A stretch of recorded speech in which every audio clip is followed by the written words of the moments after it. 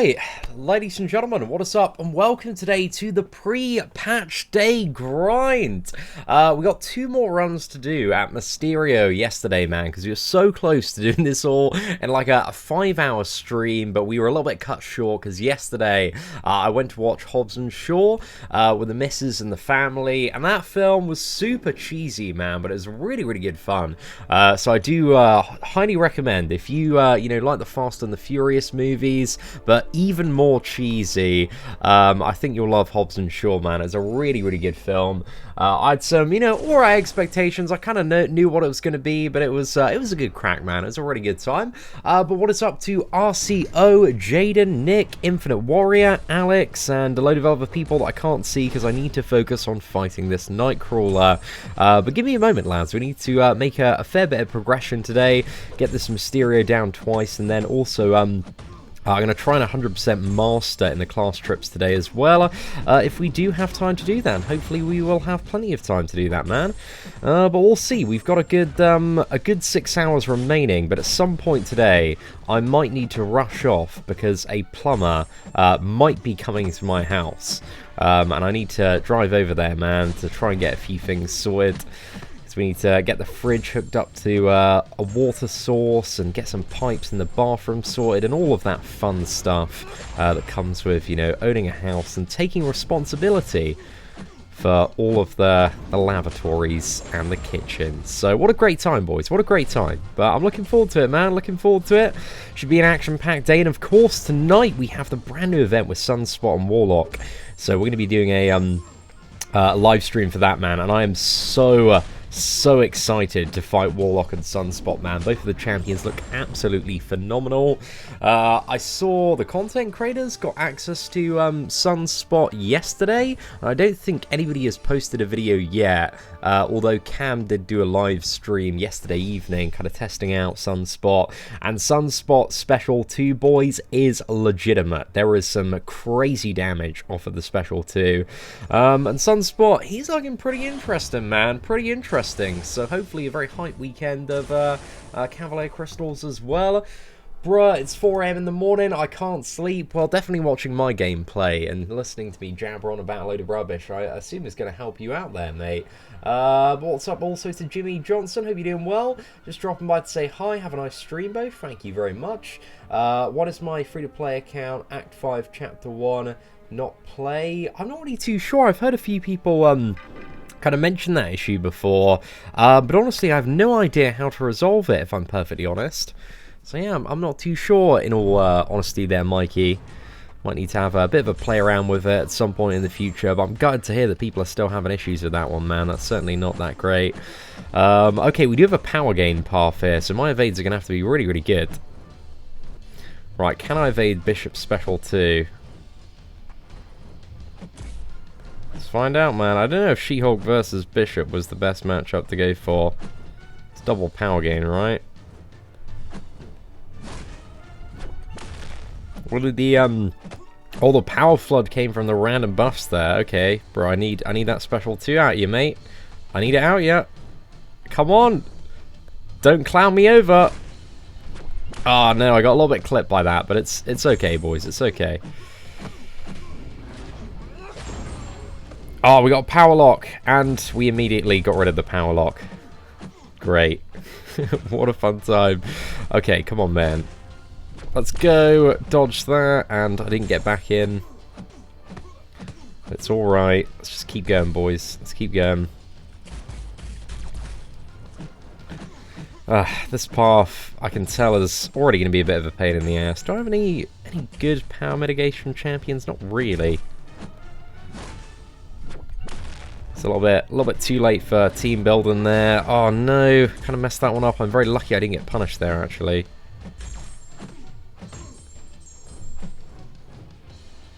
Come on, Bishop. See another Special 2, dude. And I've got the bleed on me, so I kind of need to push toward another one. Oh, he's got the regeneration back. Oh no, a little bit too early there. Bishop Special 2 is definitely one of those ones that's a little bit tricky. Hey, we finally got the power lock. Should have maybe tried to chain on a heavy at some point. It's a bit rough, boys. A bit of a rough start on that one, but let's keep on soldiering on. And if you do update the game as well, you get the 7-day free trial on the Summoner Sigil, which is a load of features which would have been very nice to add to the game, but instead of getting them for free, you can pay for them, which is great. Classic Kabam, boys. Classic Kabam. But I have decided, in the current state of the Summoner Sigil, I really like... I had a very similar opinion when it dropped. I kind of view it as just a big old stack of stuff. So if it was an offer that popped up like once a month for $10, I think a lot of people would go for it. And I think a lot of people are probably going to go for the subscription service. And it's just Kabam making even more money, boys. But hopefully they're going to do some good stuff with that money. And, you know, buff characters and make really great content and all sorts of fun stuff. But who knows, boys, who knows? Kabam have gotten slightly better in some areas over the years.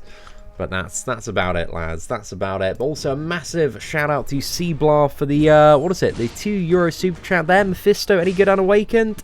With full synergies, even Unawakened, he can be quite good, but you need a lot of characters to really bring out a high level of performance in Mephisto. But we do have a Mephisto gameplay video somewhere on the channel, or if you check out the Ultimate Synergy Guide, we talk a little bit about Mephisto and some of his synergies in that one.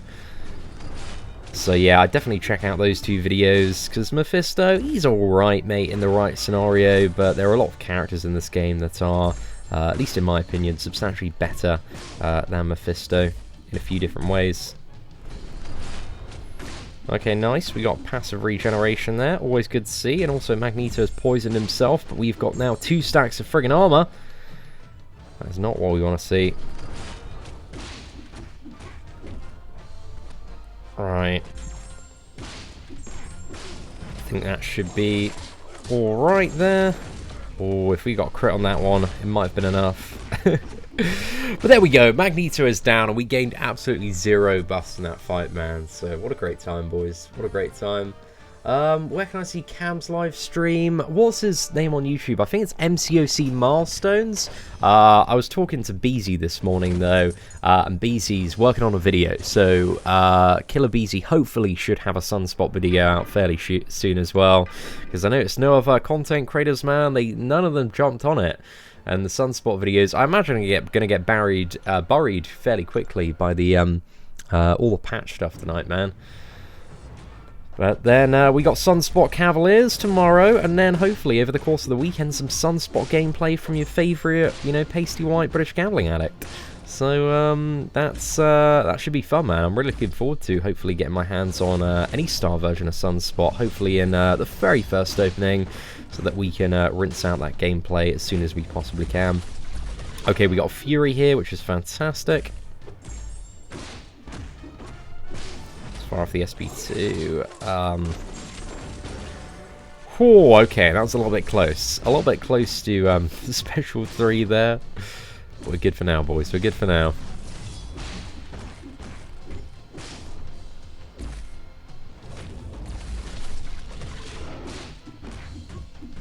Okay, Archangel has been power locked here.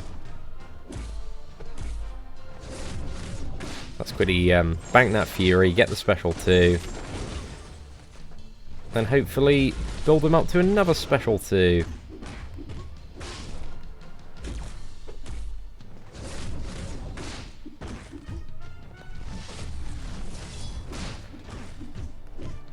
Oh man, I really hope my Mysterio fighting is on point today. And also we have to fight Colossus's new animations, boys.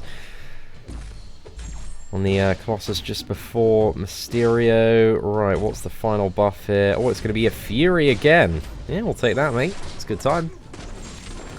Seeing Hyperion or Cap America Infinity War rank 5 both unawakened. Oh, neither is a bad option, dude. I maybe lean a little bit more towards Hyperion unawakened, but Cap's also awesome as well. So neither is bad in my opinion. Oh, pardon me there, lads. Sorry about that one. That one just kind of slipped out there. Certainly my apologies. Yo, what is up, my boy Road Scholar Comics? Hope you're doing well. Sending good vibes from Salzburg, Austria. I will have a schnitzel and beer for you, brother. Oh, thank you very much, sir. I certainly appreciate having a whole schnitzel dedicated to me. It's rare. It's a very, very rare occasion. So thank you very much, man. Hopefully it's a good schnitzel and a great beer as well. But I'm looking forward to you come back to England, dude. In either December or January. We've got to hang out. Come over to the new place, mate. Should be a great time. Even if you're lucky as well, mate, I'll make you a little bit of dinner. I'll treat you to the most average dinner that you've ever had in your entire life. So prepare to be, oh, that was okay. And yeah, looking forward to it, dude. Should be great. Oh no, I got Heimdall to a special too. I don't think there's anything I can do. Yeah, unblockable. Just wrecked there, boys. Just wrecked. Double power gain Heimdall is a bit of a naughty fight, mate. Bit of a naughty fight. Should I rank 5 Captain America or rank 2 my 6-star? Oh, that is definitely a question. The 5-star, I'd rank 5 the 5-star if you want to Sig 200 him, but I'd take up the 6-star if you want to, you know, fully invest in Captain America for the future. So yeah, it's a little bit difficult because I don't think either one is the guaranteed go-to option. But I can tell you, I love my 5-star Sig 200 one, man. And if you've got him a lot of signature levels in the 5-star for the guaranteed utility, or if you want to take him up, like, having a Sig 200 cap is quite important, but also the adrenaline mechanic, the increased stats from a 6-star, those are quite good as well. So it depends what you want to use cap for, really. But neither is an option I think you'll regret. Because I'm still such a massive fan of Captain America Infinity War. Oh no, is he going to be unblockable? This one's a pain in the ass, man. At least he's got poison on him. If I stay at my distance, I might be able to whittle him down. Okay. We're good, boys. We're good.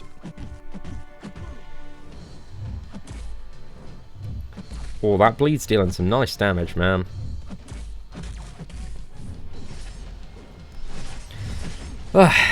Okay, there we go. A little bit of a sloppy fire on Heimdall, but he's dead, boys, and we're not, so... Great, man. Am I really here, or is this just an illusion? Somebody has seen Spider-Man Far From Home far too many times, Poos. But I wouldn't expect any less. All the time remaining 6 hours warning. Hopefully we can do, you know, 2 more Mysterio boss fights and 1 more path in an hour. In 6 hours, should I say. Should be fine. Okay, who do we want to go for on Colossus? Let's go for a bit of She-Hulk in this one. Who do I want to see join MCOC? Just curious. Well, first and foremost, Mitchell, thank you very much for the super chat, sir.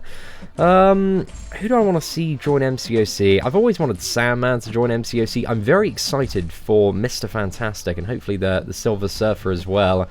And maybe Galactus coming in some way, shape, or form. Maybe he's a big boss. So yeah, we're going to have to see. But this new Colossus Special 1 is tremendously easy to evade. It's a little bit more pushing you back than the previous one.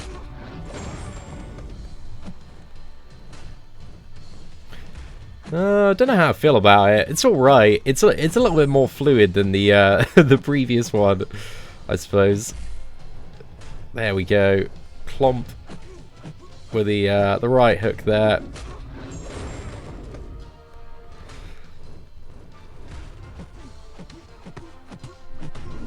Come on, She-Hulk. Damn, that was a clean fight, man. A really, really clean fight. But yeah, Mitchell, absolutely mad love for the $5 super chat, man. Let's get you up there as the blubbery swell of my day. Yo, what is up, Deadpool? What is up, Dana? What is up, RB? Leon James, Quicksilver. Quicksilver would be banging as well, man. So yeah, there's a laundry list of characters that I think would make for a fantastic addition to the game.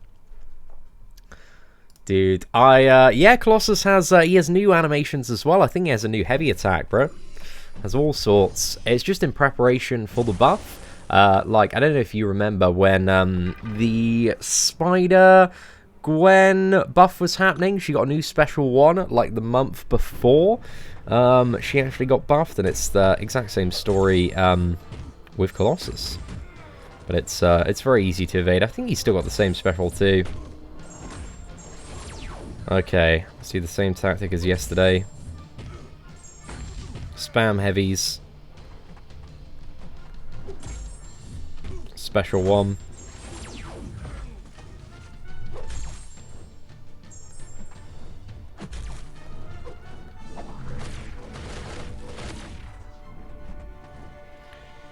Let's not worry about parrying while he's invisible, just because we don't have too many parries.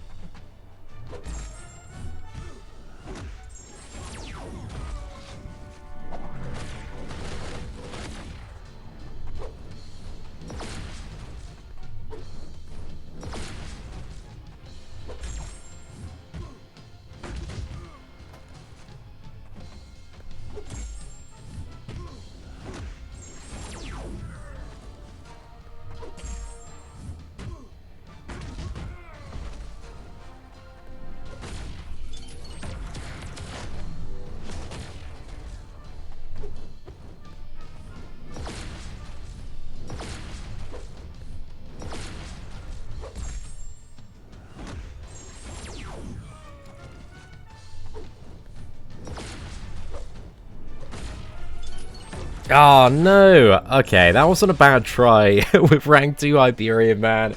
He put in some solid work there. Not bad for the very first try of today. Let's go for the champion next and see if we can have some sort of miracle kill with the champion.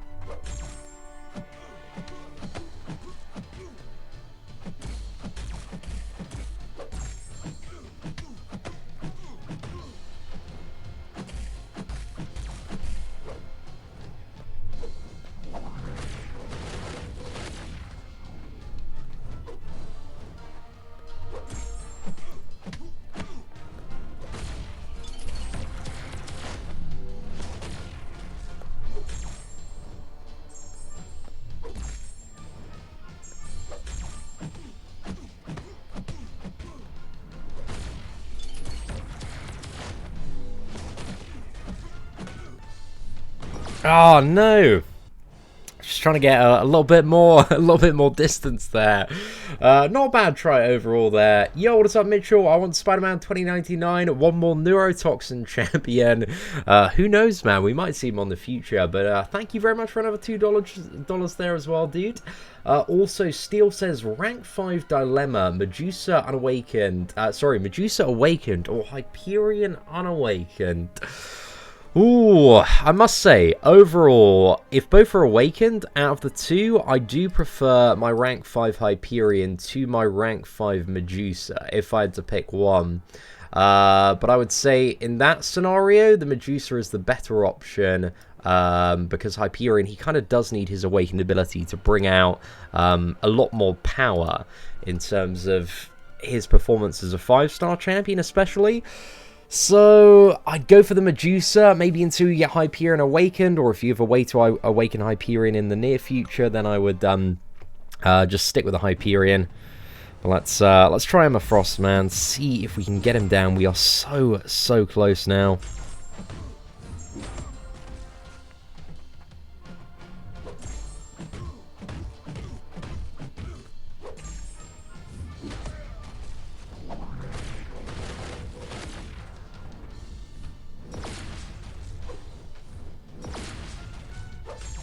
I think the heavy is just a great thing to spam for the most part. Just because it's a single hit. Doesn't give him like too much power in comparison to a 5 combo. So it seems like maybe the way to go. Now I'm going to need to parry him again. Didn't want to risk getting the damage back there. Right, hopefully a big special 2. Yeah, that wasn't bad on the final hit there.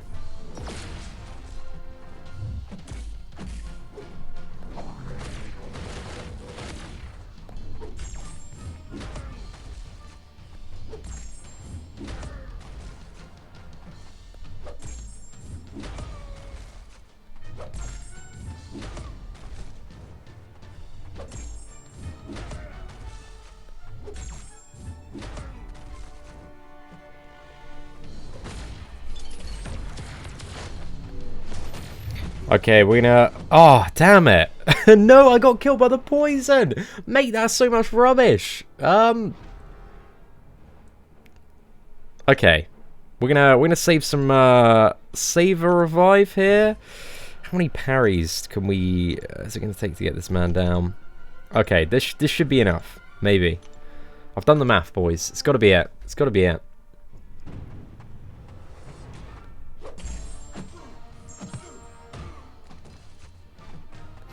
And the increased inventory, just as a heads up, if you are watching this in an outdated period of time, is from the Summoner Sigil free trial. But yeah, I got wrecked there, man. I should have been a little bit less stingy on those health potions there. Okay, we just need one more character, Venom the Duck. Let's just chuck in a level 1 revive, boys. I should have put in a few more health potions to She-Hulk there. Mistakes were made, or evaded that special one, but there we go, Mysterio down, only 1 revive used that run, so that wasn't too bad, considering we got really wrecked on a lot of the path. Now we've just got the final path, so we've got a Masochism path here. I'm probably most concerned about the Masochism Hyperion, but if we can get that fight on lockdown with She-Hulk, we should be able to deal with it alright there. I'm so tempted to rank 5 Morningstar with the gem that I got for Variant 2. Somebody talked me out of it. Well, if you are a very avid Morningstar player, dude, like some people really do like her, and love her at rank 5, so it's up to you, dude. If you're the biggest Morningstar fanboy out there, might not be the worst decision that you could make. But it's only if you really like playing Morningstar, man. I really enjoy ramping up those souls every single quest.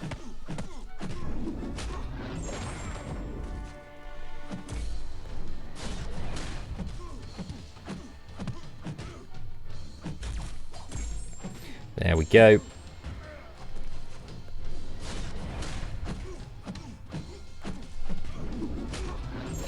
I was reading my latest tier list comments this morning, and somebody suggested that I should put a high skill little marker next to She-Hulk. I don't know about that one, man. I was thinking about it. I guess you do need to be a fairly skilled player to get a lot of value out of She-Hulk, because you do need a fairly aggressive play style. But what do you guys think? Should She-Hulk, in terms of the tier list, have a little marker next to her saying that requires a decent amount of skill to play? Because I can see where they're coming from, man. And that one got like, I think it was like 13 likes or something. Dana says it's so satisfying getting Morningstar to 5 souls and making everyone your bitch. That is true. That is true. She's very, very fun to play. 4-5 souls, a great time. Hey, what is up, Ace Keys? Rank 5, 4-star Blade or Nick Fury Unawakened. Love from Tottenham. I would probably go for Blade, Unawakened out of those two. But if both are Awakened, I personally lean toward Nick Fury, especially if you're the Deep Wounds Mastery. But 4-star Blade is still an absolute titan for so much content in this game. So yeah, if you're still progressing and need to do stuff like 100% Act 5, like Variant 1 as well, the skill chapter, Blade is good for a lot of tricky fights across that content. Interested to see if Blade is going to have much value actually when it comes to the new variant that's coming out soon. Okay, this should be quite a good lineup for She-Hulk here. Let's go for a special 2. So now, with Petrify, instead of gaining power, he gets a very small reversal on it.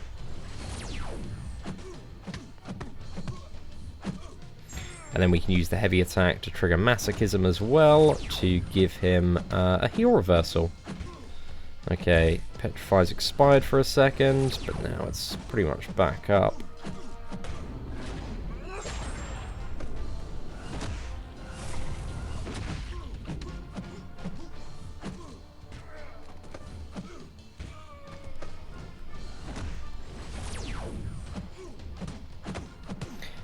Oh no!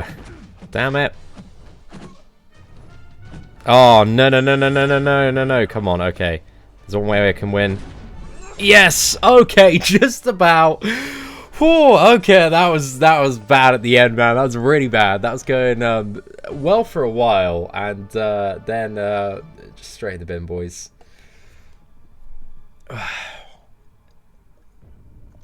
My goodness. Hey, how's it going, mate? Are you liking the new update? I'm not a fan of the new quest organization. How are you liking it? I don't mind it. It's a little bit different.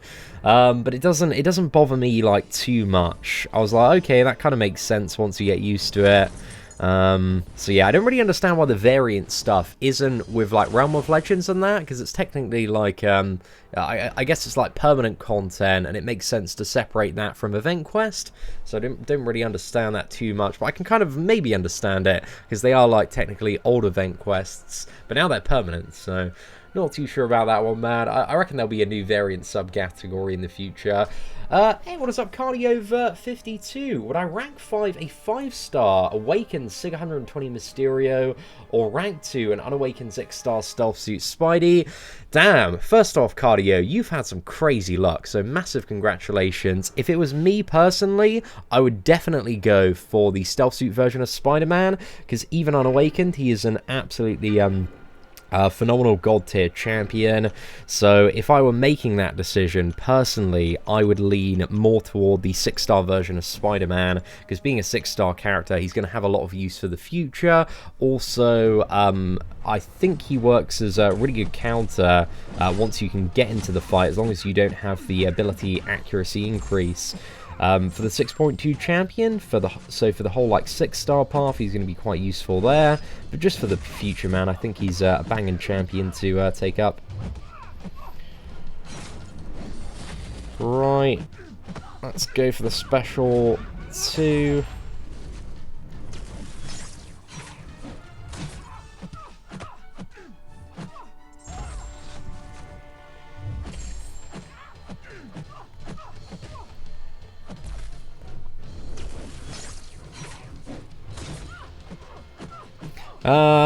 What's that? Maybe She-Hulk does have a skill gap looking at the end of that hype fight. She's kind of like a mid-tier skill character to play, I would say, because there are a few techniques like, you know, intercepting and like chaining on the heavies, which are a little bit tricky to do until you get fast fingers in this game. But once you get there, man, she's quite basic to play in comparison to other characters that have slightly more hectic stuff going on, like Quake or Ghost, having to pay very, very, very close attention to the animations of the opponent. We're just getting absolutely nuked.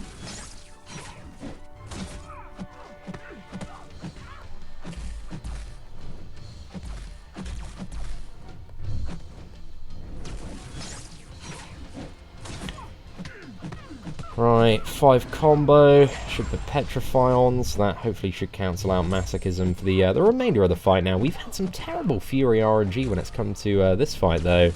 That's been not super desirable. Chuck in another special one. And I think another combo should sort her out. Ah, there we go, boys. There we go. Hey, what's up, Liam? Thank you very much for the super chat. Hey, dude, 5-star Hela Unawakened or 4-star Hyperion? A 4-star Hyperion's Awakened, and you just need him for like 100% Act 5, maybe Variant 1. He's also quite good at Variant 2, even as a 4-star champion. So yeah, probably the 4-star Hyperion, man, unless you really, really enjoy playing the 5-star Unawakened version of Hela. If I were to pick a character on this account to help me progress out of those two, it would be the 5-star Hyperion would be most useful, I would say. Oh, we can also cancel out Angela's base regeneration as well, which should be quite nice. Hopefully she's going to throw those special ones like crazy. Come on. There we go, just about got the refresh there.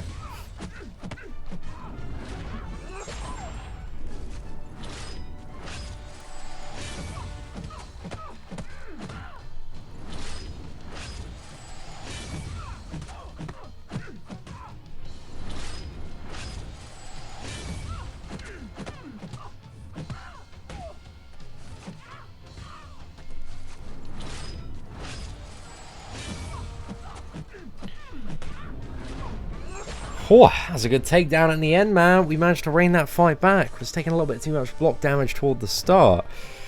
So yeah, what's that for my tier list? I don't think Blade should be beyond God tier.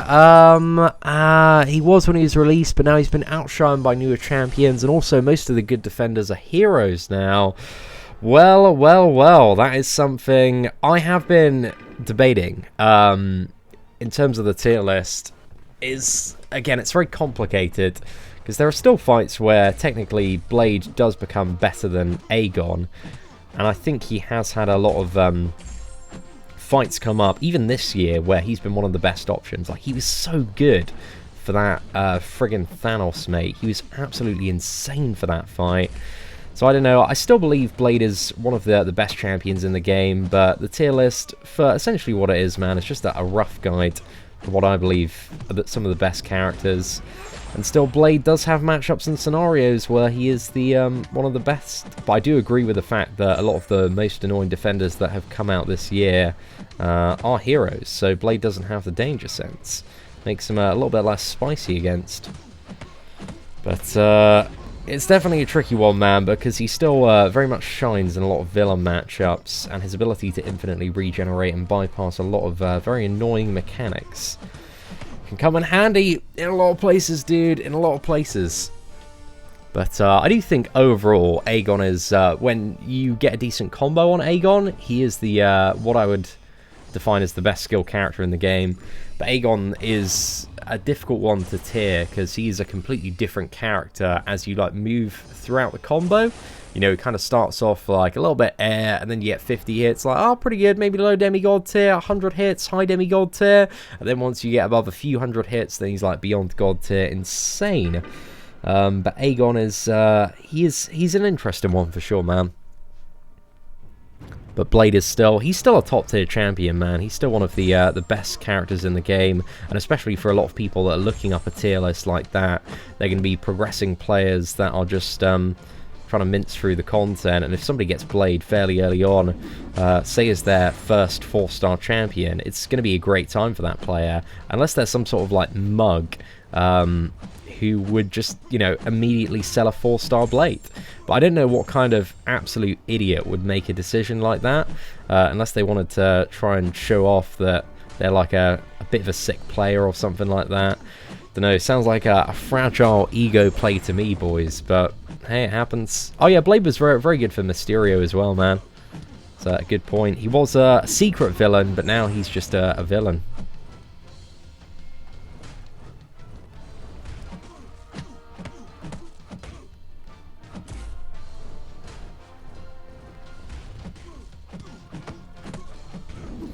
Right, she gets to another special one. This special one is crazy easy to bait out, man. I don't know if it's just She-Hulk's taunts that are giving me such an easy time today, but I love it. It's great to fight, man. Great to fight.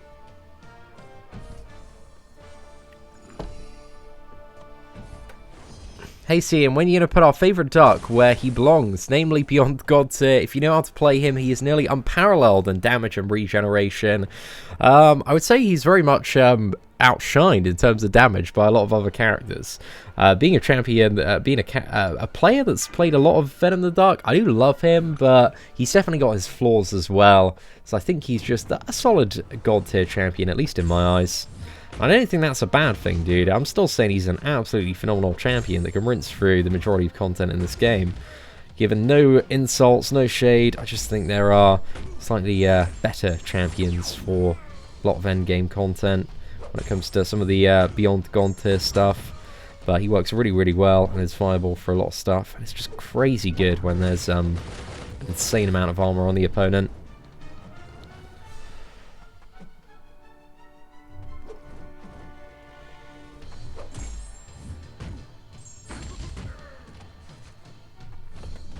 Oh no. Right, let's crack that fishbowl.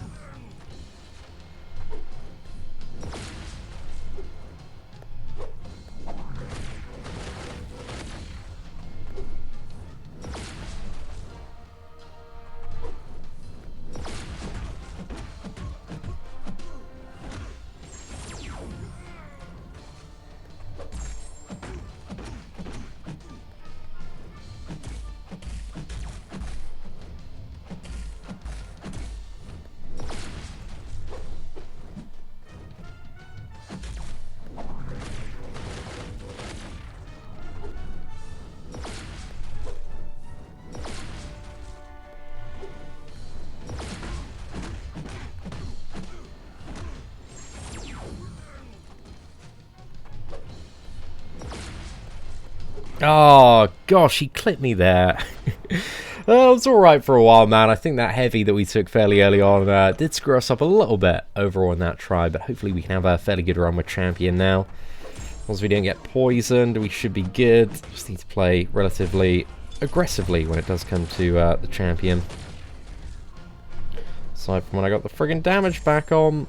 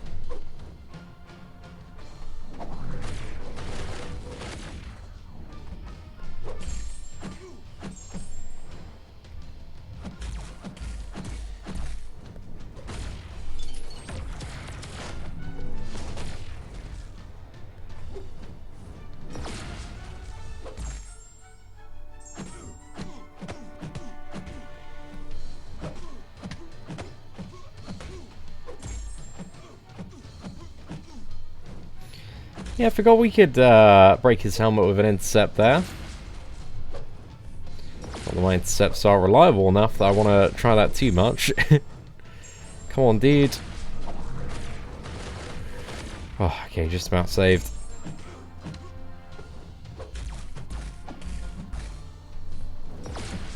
Oh no, we got missed there, bro. Oh, that wasn't a bad try at all with the champion, man. He did relatively well there. But let's go with Venom the Duck. We're almost there, boys. Almost there.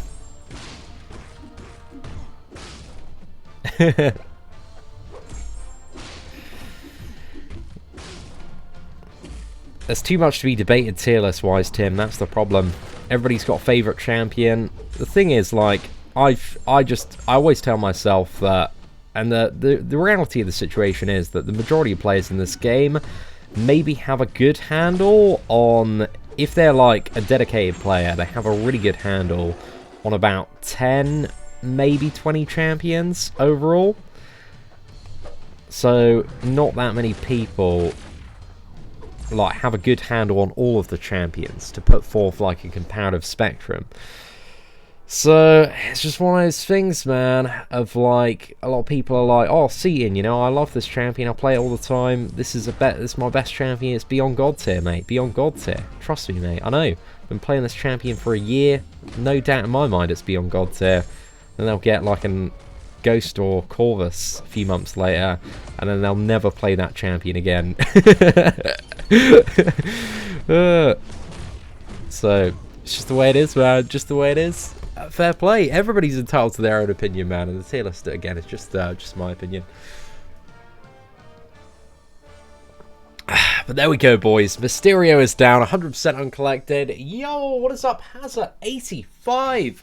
My goodness gracious, that is an incredibly large and generous super chat there. Hi Seatin, love your videos. For the first time catching your live stream, though I'm stuck on Act 5, Chapter 1, Number 4, running a 5-star Rank 3 Guillotine Angela, plus a 4-star 550 Corvus Glaive, Venom and Void duped. Should I use the 4-star Awakening Gem on Corvus or Venom to help?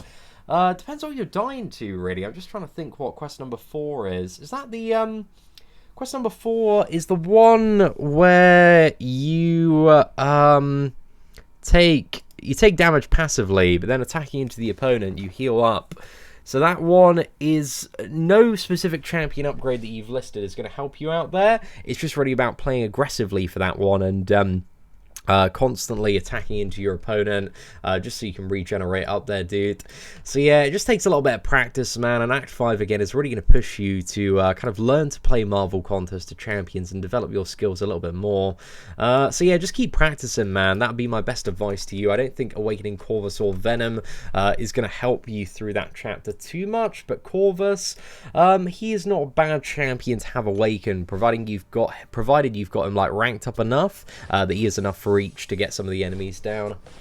So yeah, thank you very much for the super chat, sir. I certainly do appreciate that. I got Venom the Duck 6-star. Congratulations on that one, Samir. But there we go, boys. We've done it. So proper chuffed about getting 100% uncollected this month, man, because it means that next month, hopefully, we should be able to open our very first 6-star champion crystal, providing that we can do a little bit in the Sinister Labs, and also that we can 100% next month's uncollected as well. But anyway, I need to jump into a little bit of Master now, so let's have a look at the quest gates. I need to turn the AC unit on as well, boys. Absolutely sweltering in here. The sun has decided to come out today. Let's chuck it on high and get grinding. So let's replace, I think, Hyperion here, and we'll just do it kind of the gates as a priority first, and work our way around to 100% this one, man. So just a bit more of a chill grind, man. Can pay a bit more attention to chat now, so that should be good. Good evening from the Philippines. Hope you're doing well. I'm eating hash browns while watching this live stream. Tanner is truly living the dream there. Truly living their dream. I love it when people keep telling me Venom Pool is underrated. I wish I could let them use my ghost for a day. Oh, mate. It's just, it's one of those things, man. One of those things. You just you don't know a lot about characters until you've played them a tremendous amount. I would say I've probably got a decent handle on about 50, maybe 60% of the characters overall in this game. But you know, there's just no way you can know absolutely everything about every character. So I'm always trying my best to educate myself and watch a lot of videos and kind of play for myself and figure out who I really like and what they can shine for and what some of the benefits of that champion might be. But you never really know a champion, boys, until you've either binge-watched YouTube or played that champion a lot, mate. A lot. I got a Medusa to make up for my Venom pool. I mean, Medusa is such a phenomenal champion, so huge congrats there, mate. Hope you're doing well. Had a complete 4.2.4. What's that? Is that the Moon Knight one? I think you just got to take the really long path round. Have a look at free-to-play Act 4 completion, Whale Milker 3000. Type that in on YouTube, or the free-to-play Adventures series. And you can see how we did it on my free-to-play account with some rubbish 4-star champions and 3-star. Oh, damn. Mitchell dropping a $15 super chat there. Dude, thank you very much for all of the support, and also spurring on the whale war today as well. That's crazy, man. Thank you very much. Let's get you up there with a total of $22. Our new Blubberiest whale of the day. So absolute mad love to you, sir. Hope you're doing well. Also makes you the Blubberiest whale for the brand new stream this evening, man, because that title is going to stay up there all day. So it should be a good time. See, would I rank up Archangel or Sabretooth? Both awakened to rank 5 for Act 5. If they're 4-star, I would go for Archangel over Sabretooth. If they're 5-star, I'd probably still make the same decision. Like, Archangel is, at least in my opinion, slightly more valuable to have at a decent power level in comparison to Sabretooth. But Sabretooth is still really, really good for a lot of stuff, especially nodes like Masochism, if you bring in there the Killmonger synergy.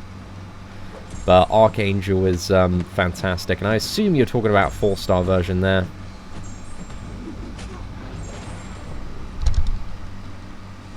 Five-star Captain Marvel movie, Void or Killmonger to rank 5, all are awakened.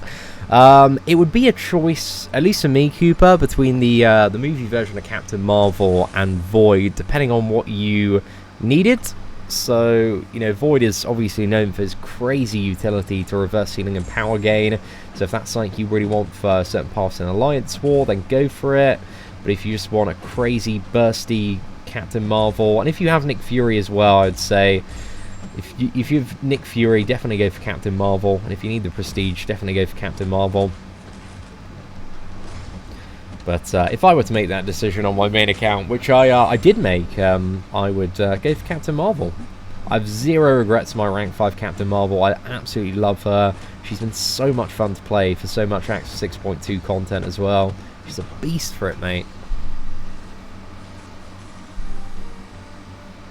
The game knowledge is why I come to your channel. I have great game knowledge, but there's always more to learn. There is always more to learn, bro. You got like 150 characters in this game. Nobody's the absolute, you know, OG god, knows absolutely everything about every character. But I try my best to learn as much as I can.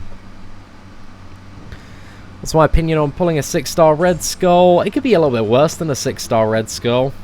So he's got some, you know, he's a Havoc counter.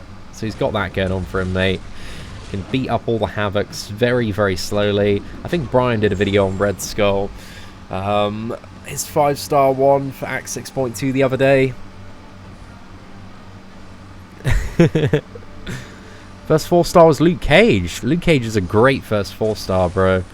He's fantastic since his revamp. See, another 6-star Unawakened Void. Is he worth rank 2? I wouldn't rank 2 a 6-star Void until you had him awakened. So yeah, I wouldn't consider doing it until he was awakened. But he probably does need quite a few SIG levels as well. But I guess even without a lot of SIG levels, it still does add a good amount of benefit. But Void does benefit a fair bit from getting a lot of additional SIG levels, which are very difficult to get, as you may be aware, for 6 stars at the moment. Man, I just brought up my She-Hulk to rank 4. She's such a beast. They knocked that buff on her out of the park. They certainly did, man. They certainly did. Like, so pleased with the current state of She-Hulk. She is phenomenal. Spider-Gwen's still fantastic and really, really fun to play. But She-Hulk is just the absolute Don, mate. The absolute Dom.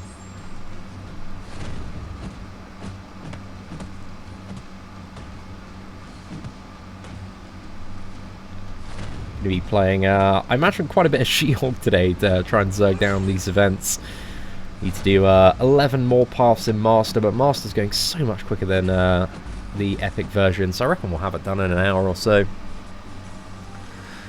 Hey Seatin, who should I rank between Quake or Starkey without Trinity? Depends how good of a Quake player you is. You are? You is? I've forgotten how to speak there for a second. If you're a really good Quake player, I'd go for maybe Quake, but Starkey Spider-Man, it's just a great champion to have. So maybe Stark. There's good arguments for both, I would say. But personally, if I just wanted to have fun, I would go for Stark, man. I do love Stark quite a bit.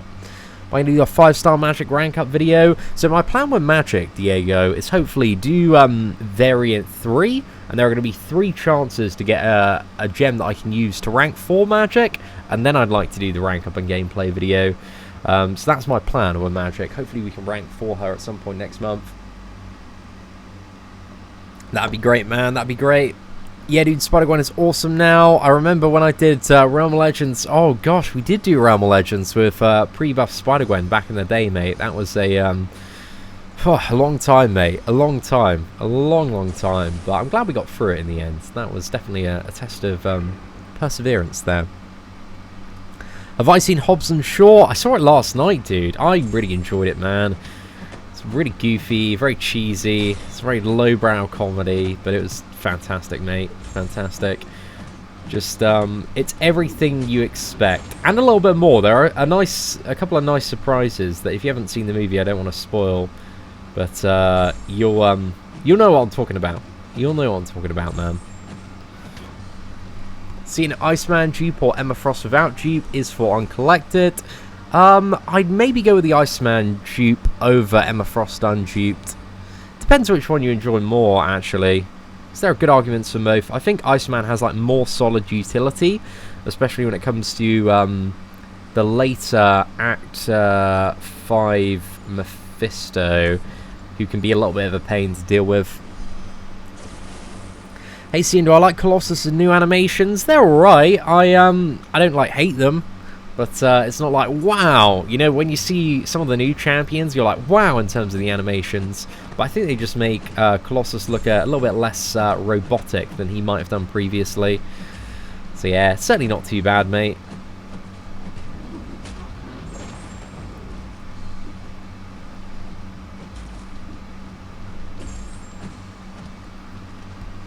Opening on the live stream. I don't think there's going to be anything to open today, I'm afraid, my dude. But we are going to be doing a big crystal opening tomorrow night for Sunspot, so there'll be one up then. Unfortunately, nothing too exciting to open today. Can I do an all 6-star team gameplay? Not my free-to-play account, but I don't think there's much. I'll be doing some of it, I guess, in 6.2, because I'm forced to take in like 4 6-star champions. But it doesn't really matter for the most part, the star, because 5 and 6 stars, relatively similar for the most part. Is Gwenpool unduped still good? Yeah, Gwenpool Unawakened can still deal a lot of damage, man. Deal a lot of damage.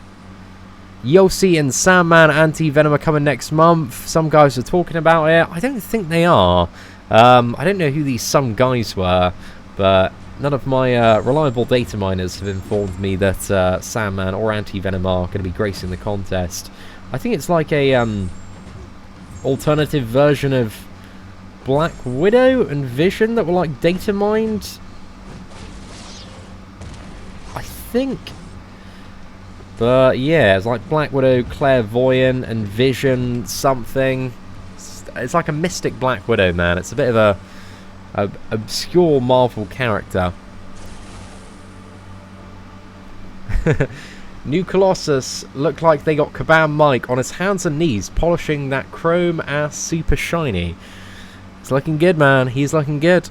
Ready for it. Will I do the new Uncollected on live stream today? I certainly will be doing it, man. So we are going to be live for that in about 5 hours time. So looking forward to it, dude. And then straight on to... I'll probably do the new Uncollected, have a little bit of a break, and then live stream a run through of Sinister Labs. And then I'm going to go make video guides for this month's Annoying Champions.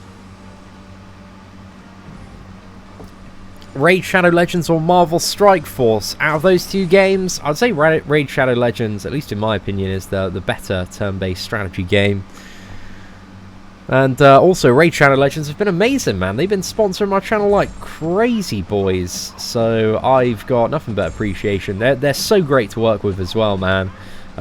So I have a lot of appreciation for Raid Shadow Legends. Hey, Seatin, is Aegon suited for 4 suicides? He is, once you get him ramped up. The first fight, I think, can be a little bit more rough. But once you get him ramped up, you can just get rid of them. Once you've got, I think it's the 100 combo. Or I think actually a lower combo, you get a chance to shrug off stuff. So yeah, I think he just works with suicides really, really well in most scenarios. But I haven't played much Aegon. Like, the 2-star one was the first time I played Aegon in quite some time. But all I know is a lot of players that play with Suicide Masteries love playing around with Aegon, man. And rightfully so, he's a fun champion. Good morning, James. Hope you're doing well. Thank you very much for tuning in today, dude.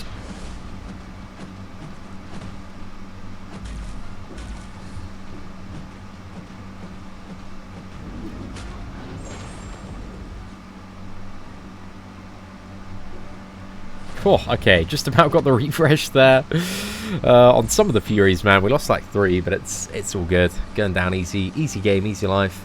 Planning to take 6-star Namor to rank 2. Not until he's awakened, I think, because you really do need that awakened ability and a lot of signature stones to really like pump up Namor a fair bit. But if we get him awakened, man, might go for it. I'm kind of thinking about what I want to do for my my 6-star opening next week.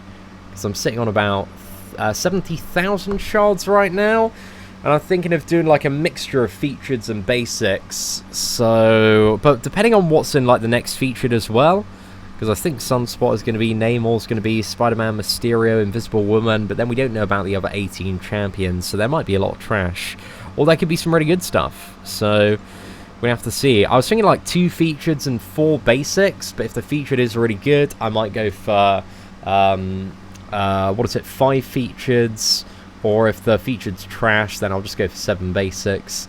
So yeah, I'm not really too sure which direction we 100% want to go down yet. We'll see, man. You missed your AQ Thanos by 890 health. Very, very close. There's always next time, though. Always next time. Seatin stuck in Act 5 2.3. Can't get past the Spider-Gwen, and help or counters you can help me with. Okay, so that's Buffet's Spider-Gwen there.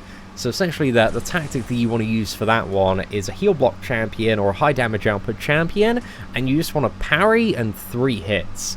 And then you can, you know, completely rely on the stun of parry and only attacking while she's stunned. And then you don't need to worry about dealing with her evade there. So yeah, that's what I used styles when I did my free-to-play collector run for 5.2. It's just parry, 3 hits, rinse and repeat. And that seems to be the way to go. And that's the cheeky tactic for dealing with most evade champions that can be stunned. Right, come on, mate.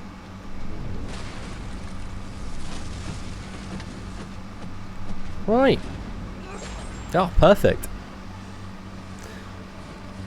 What does Namor's awakened ability do? It allows him to, whenever he's taking damage and attacking the opponent, he doesn't take the damage, the opponent does. So it's crazy if you can play aggressive, because any damage on you, as long as you're attacking into the opponent, you're taking none of it, and all of it is being dealt to the opponent. But the percentage of that is all based on a signature level. So ideally you want him fully maxed out to gain the full benefit from it.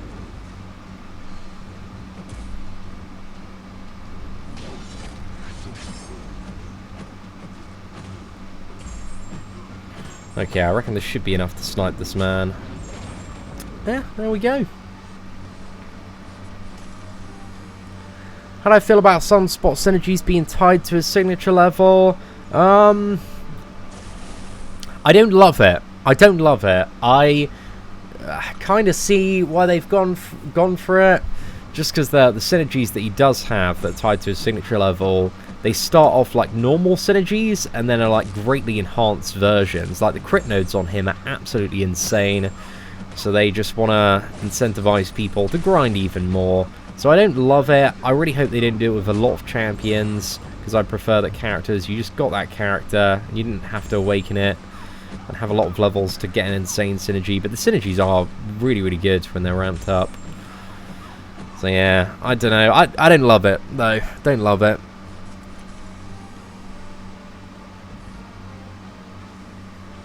Did Colossus get his buff? He doesn't get his buff till probably the start of next month, but he's got a brand new animations. So he's getting there, man. But there's going to be the Colossus beta, I think, about 2 weeks' time. So that's going to be coming fairly shortly. Does a 4-star Havoc do well in Act 5? Definitely, dude. Definitely. Like, I remember playing around with a 3-star version of Havoc, and 3-star Havoc was doing well in Act 5. So the 4-star version should be great. So if you haven't already got him, I think, is he in Arena this weekend? Or was it last weekend? I think it might be this weekend.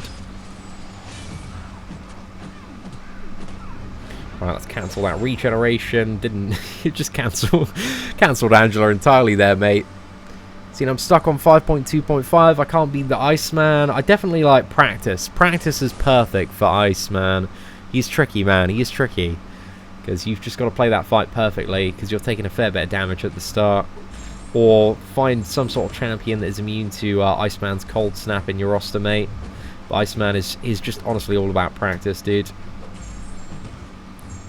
Does the event start today? It certainly does, man. We've got, what is it, 5 and a bit hours till the brand new event.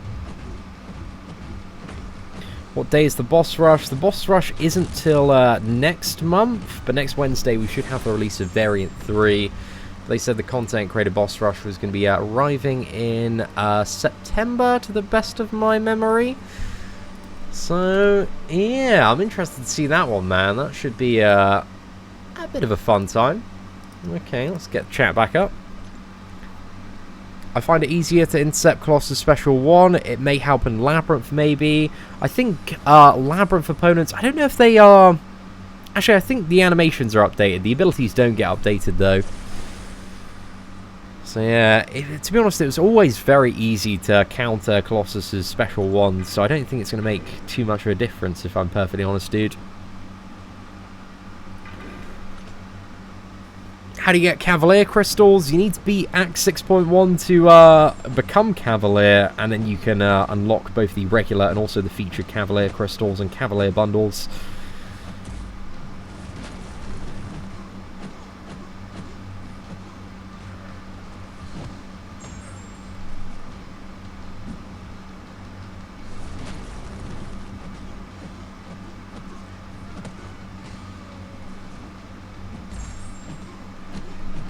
Right, that's pretty good, man.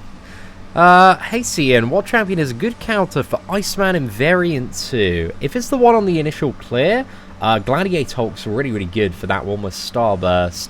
But who else? I don't know. I don't think I used anybody that was like a specific counter. Just kind of zerg through them with like Domino, Cap, Venom, Hyperion, depending on where the Iceman was. But, you know, sometimes you just don't have a counter to Cold Snap, and you've just got to take that damage and then play really, really well. So we'll have to see. So, you know, I don't see much Blade gameplay anymore. Is he still relevant compared to champions that have come out since? I'd still say he's very relevant. I actually use the Trinity in almost every Alliance War nowadays, just because I'm one of the, like, few players that does in our battle group. But I think... most alliances, in terms of their defense, they usually leave like a few paths where it's all villains. You zerg that down easy with the Trinity. So yeah, depending on the scenario, man, I think Blade's still insanely relevant. Still works very well for a lot of people, especially for Alliance Quest. A lot of popularity in lower tiers of Alliance War as well. But top tier Alliance War is mostly for the people that are really like smashing stuff, all about Ghost, Corvus, and a Mega Red. It's pretty much the three most popular, I would say, for a lot of players out there. Right, so we've got Miles and Doc Ock requirement on this one. So let's chuck in Dr. Octopus and go for their Doc Ock path first, and we'll go for the Miles one second. Is the £10 sub worth it, dude? In my opinion, if all the like benefits of the £10 sub were stacked into like one offer that was just an immediate purchase, I think so many people would go for it. So yeah, I think it's arguably worth it if you do, you know, play Marvel Contest of Champions a lot and get your money's worth out of it. But if you're a very, very casual player, then I wouldn't worry too much. It's certainly not essential, but it's a nice little stack of rewards every single month for $10.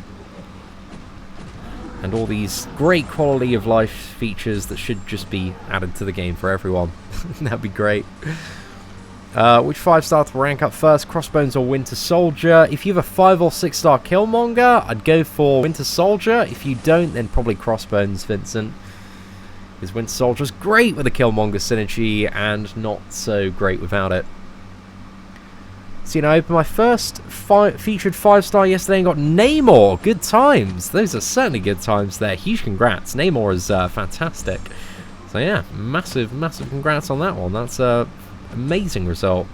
Yet to be as lucky in the featured 5 stars. These are probably, like, for me, the worst featured 5 stars that have ever come out, man. The pool is, I mean, it is probably overall one of the worst featured 5 stars we've ever had. But I've just had a terrible time in the featured 5 stars. I've got Gambit like 4 or 5 times now. It's been mad the amount of times we got Gambit.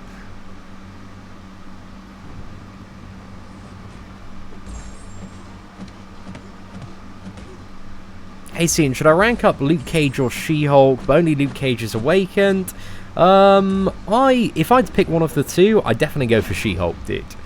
So, even unawakened, I'd say She-Hulk is better and more valuable overall. But Luke Cage is, he's not a bad option if you really like playing him, man. Hey, what's up, DJ KS? Hey, Seatin, greetings from Greece. Thank you very much, DJ. Hope you're doing well today, dude. It's a 5-star Cull Obsidian, good. Very, very good, dude. Nah, I agree there, Tim.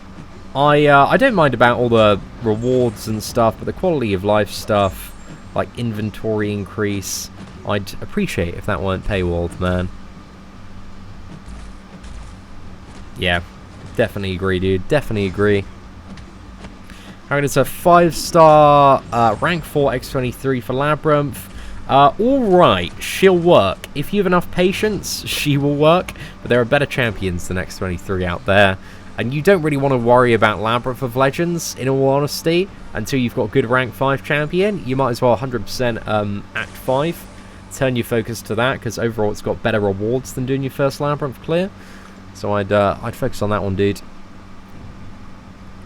My first 6-star is a Mega Red. Dude, huge congratulations, man. A Mega Red is one of those 6 stars who's like 1/2 of a legendary weapon. He's not going to be like game-changing as your first 6-star, but if you get him awakened in the future, dude, get a lot of signature levels, that is a crazy, crazy champion for the future. Hey, Seatin, after this next Uncollected, should I go for a basic or featured for 11k due to the ISO black market? Depends what champions you need, what you want to go for. I think if you're still just the average player, mate, the featured's really not that good at all, unless you're looking to gamble for either Cull or Namor specifically. So there's a lot of insane champions. You've got Mega Red, Aegon, Ghost, Corvus, you know, Blade, Starknight, Spider-Man, all those ridiculous characters already in the basic. Nick Fury, Captain Marvel. So there's a lot of good stuff in the basic, man. So the featured, I don't know. It's just even on Whale Milker, I'm just not even bothered about going for the featured. It's just more efficient for me to stick to basics, dude. Got my first 5-star ever, and I got Human Torch. He's not bad for a first 5-star, man. You know, all the Mystic champions in the game, you've just absolutely destroyed there. And hopefully when Mr. Fantastic comes out, there's going to be some even greater synergies that just make him absolutely crazy. So yeah, not bad first 5-star, man. I'd quite like a 5-star Human Torch on Whale Milker.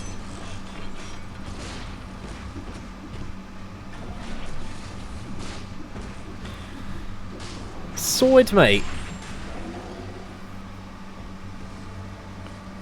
This even means two things. They did this to make this month easier because of SA appreciation, or Variant 3 is going to be a bitch.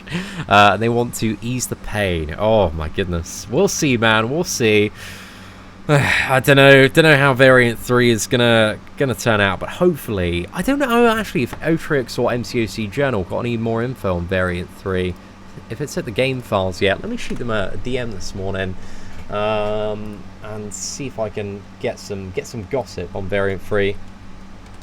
Morning, lads. Great gameplay yesterday from both of you on Sunspot and Warlock. Was wondering if my favourite data mining duo have found any new information on Variant 3 in the game files? Question mark. Smiley face. Sorted, boys. Nice little message sent over. We'll keep an eye on the direct messages as well to see if we can find any info on Variant 3. I think yesterday they might have been so occupied with all the new stuff, might have got a little bit caught up. But we'll have to see, boys. We'll have to see.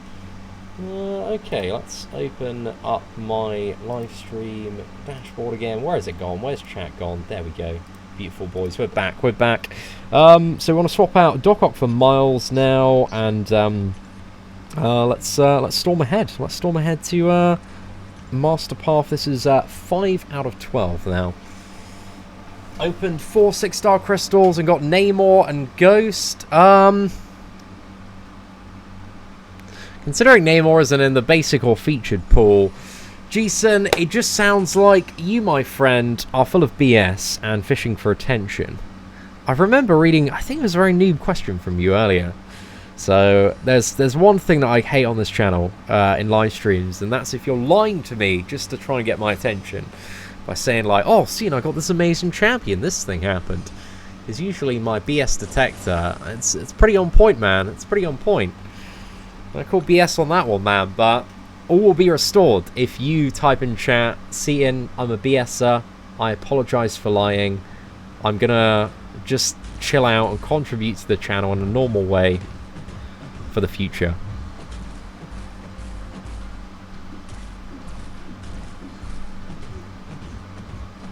What should I do first, Variant 2 or Act 6? I would say if you've got the ability to clear Cavalier, if you've got the roster and the ability to get Cavalier, get that as soon as possible, but then don't worry about 100% after that and focus on Variant 2. But if you don't have the roster to get Cavalier yet, then just focus on 100% Variant 2, man.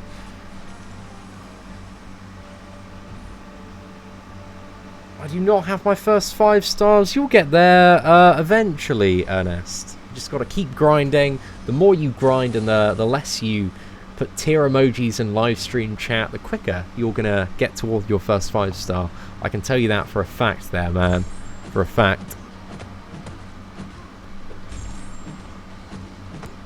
Seeing, do I like Sentry? To me, he is good. Sentry can be a good character if you've got him awakened and you've got full synergies with him, but he's rather impractical to bring to a lot of content and scenarios. So I like his animations. I wish he was a little bit better. But unfortunately, there's a lot of characters in this game, especially in the science class, that are tremendously good. The Sentry is a bit outshined. There we go. Look at that. Guys, mods, you got to prove that message, man. See? I knew it, mate. I knew it. We got a top-notch bullshit detector over here, dude. You can't, you know what they say, you can't bullshit a bullshit, dude. It's not going to happen. Did Act 6.1 before Variant 2. I found Act 6.1 very easy. If you got the right champions, man, an initial clear of Act 6.1 is, again, very easy to do. But Variant 2 is very easy to do as well, especially for the first clear, man. Super straightforward to pull off. Like, it just, yeah, just super straightforward in those final chapters, man. After I get handle of Variant 3, will I be doing a new player progression video? I certainly will, Charlie. I'd love to update that progression guide. So yeah, I think after the release of Variant 3, we'll probably get it done. I know. Do you know what I noticed this morning? And I can't believe I didn't notice this before.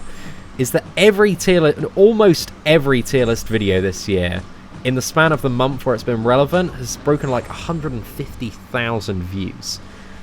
Dude, that's like 7 stadiums full of people, man. That's so many people that somehow care about my opinion. That's so stupid, man. I looked up the first tier list video this morning as well. Seatin tier list 2016. Type that into YouTube. And my tier list is terrible, man. It's so bad. Just me sitting in like my bedroom talking about what characters I think are best. Ultron's in the friggin' god tier, mate. But through a lot of learning and a lot of refinement, somehow the tier list has yeah, become just a very wildly popular thing to look at on a monthly basis. Awakened Star-Lord, Angela or Emma Frost. Out of all 3 of those, Star-Lord is the only one that needs to be awakened, in my opinion there, D-Dog. Hey Seatin, I've got a Science Rank 5 gem from 100% variant. Is it better to use it for Thing, She-Hulk, Quake, or better to wait for Void or Cap Infinity War? I would say, out of all those champions, the ones that you got at the moment, is between She-Hulk and Quake, depending on which one you play the most and which one you consider most relevant to your roster and progression. But all 4 of what I would classify as the Beyond God tier Science champions that you've listed, they all do have their pros and cons depending on the matchup. Like, I love my rank 5 Cap Infinity War. And you might need a rank 5 Void depending on what paths you run when it comes to Alliance Quest, Alliance War. So yeah, there's good arguments for them all, but I don't think you have a bad option between the 4, at least in my opinion. So yeah, I'd go with your gut, figure out what the weaknesses are in your roster and which one of those champions should help to fill the gap. For anyone going to attempt the 6.2 champion, he's bugged since the update and is regenerating in his last phase. Is that true? Could you send me a video of that, Cobster? I just want to see that, man. Seems a little bit crazy. If you could send it via what is it, Twitter, that'd be appreciated. How to get 5-star crystals. We have a video guide on the channel called How to Get 5-Star Champions 2019, which covers all the ways to generate 5-star champions. But we got a little nice bonus logging calendar with the Sinister Labs, actually. Got a few 5-star shards knocking about on that one. Right, hopefully this is gonna trigger. There we go, perfect. Just pulled a 5-star Storm. How good is she? I think we recently did a video on Storm, Vincent.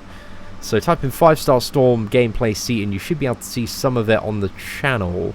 But she's alright. She's not the best, not the worst. Got some okay damage, but she's very behind a lot of the top tier characters at the moment. Ultron not in the God tier. That's because I mean Beyond God tier, right? I swear, like, I was kind of thinking back, man. Ultron did used to be a very valuable champion for a lot of people, because back in the day, some of your biggest problems were just finding like a good bleed and poison immune champion, and for a while, Ultron was one of the very few characters that ticked both of those boxes. So you could go anywhere in Alliance Quest Map 5 and pretty much anywhere in Alliance Quest Map 6 and be a viable and useful champion. And that double regeneration, cool. Crazy value, mate. Crazy value. Saving you all sorts of potions there.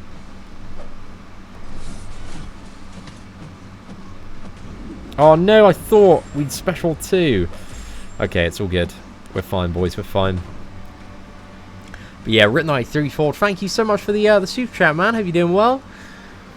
Well, Ultron, he was a very popular champion for quite some time. Not anymore though, boys. Not anymore. What is it? The buff to Colossus and Old Man Logan isn't till the start of next month. So we've got a little while to wait on that one, man. A little while to wait on that one. But the beta should be in the next like 2 and a bit weeks. So hopefully, if your boy gets in beta, or if any friends get in beta, we can do some spotlight feature videos on both Old Man Logan and Colossus after their should be good, man. Should be good. Thor Jane Foster was God tier back then. I don't think Thor Jane Foster has ever been God tier, at least to the best of my knowledge and memory.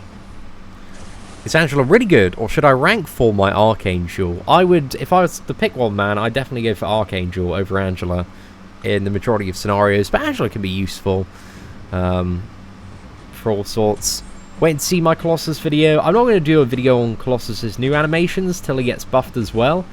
So yeah, it's still a couple of weeks to go, man, till the beta. I took my Ultron up to rank 4 a long time ago. Yeah, man, I took mine to rank 5 ages ago, my 4-star one. Oh, thank you very much, Azair. I need to do an updated Defender tier list soon, probably some point next month, because it's been a minute since we updated it, and it does need a good old little refresh now. What would I say the average skilled player needs to do? The collector needs to. Right, sorry, I got a little bit wrecked in that fight trying to read the question there. What would I say the average skilled player needs to do? The collector run and take him down. Do you mean like units? What, champions? I'm a little bit confused by the question, if I'm perfectly honest, man. Exactly what you're trying to ask there, Reese. But you need some, you know, the biggest thing is, like, when you're pushing for the collector, just take it chapter by chapter. And if you want a good level of safety for the collector chapter, have at least 1,000 units stored up. How happy is Anonymous 2K with the Colossus buff? I don't even know if Anonymous 2K is still playing the game anymore, man. So much fun back in the day with his magical crystal opening.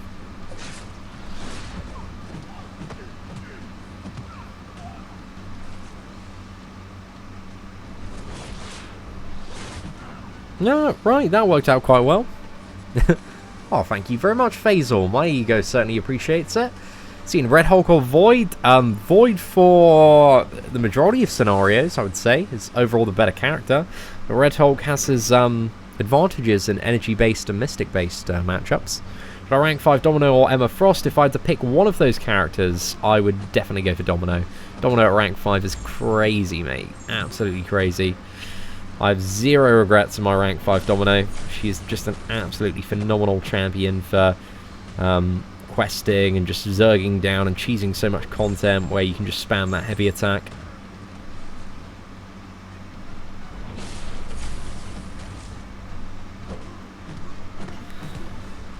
Perfect, mate. Perfect. To think She-Hulk went from a meme to a god, those bad old days. I know, she's definitely had one of the biggest glow-ups in buff history, for sure, man. I remember when this game first came out, they used to have a 4-star OG Spider-Man and daily crystals, did they? Damn, I wasn't around then, man. Was that true? 4-star OG Spider-Man and daily crystals? Oh, seems crazy, but I know wild stuff does happen, man. They used to have 100% revives as well, I think. They changed. I remember, like, if you look on the patch notes, I think you can see that it's like the very first patch changed 100% revives, changed revives to heal you from 100% to 20%. So, oh, great. See where these lads are going, eh? You don't get another life, you get 20% of another life. But that is an MCO's biggest problem, I would say.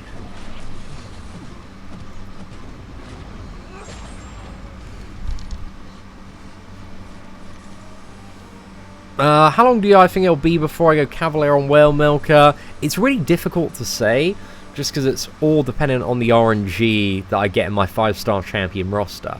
And my first 5-star was great, Hyperion, but my last 5 have been practically useless for the pursuit of Cavalier. So, yeah, it's going to be a while, I would imagine. Going to be a while, but all sorts of fun, boys. All sorts of fun. Right, let's get Venom in the mix here. And go for number 7. Right, I need to quickly refill my water, boys. So give me 10 seconds. 10 seconds, 2 minutes. I'm not that fast. Right, be right back. 2 minutes.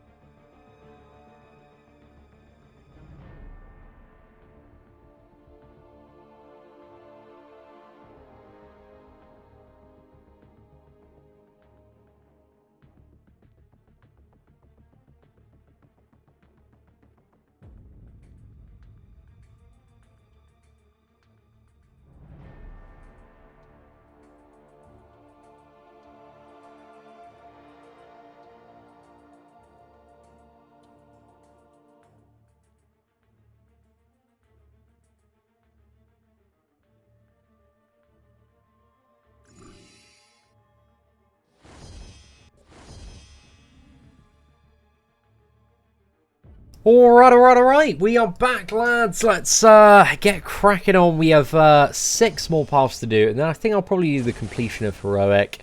We might be able to 100% Heroic. I'm not really too sure if we're going to have the time to. It shouldn't take too long, though.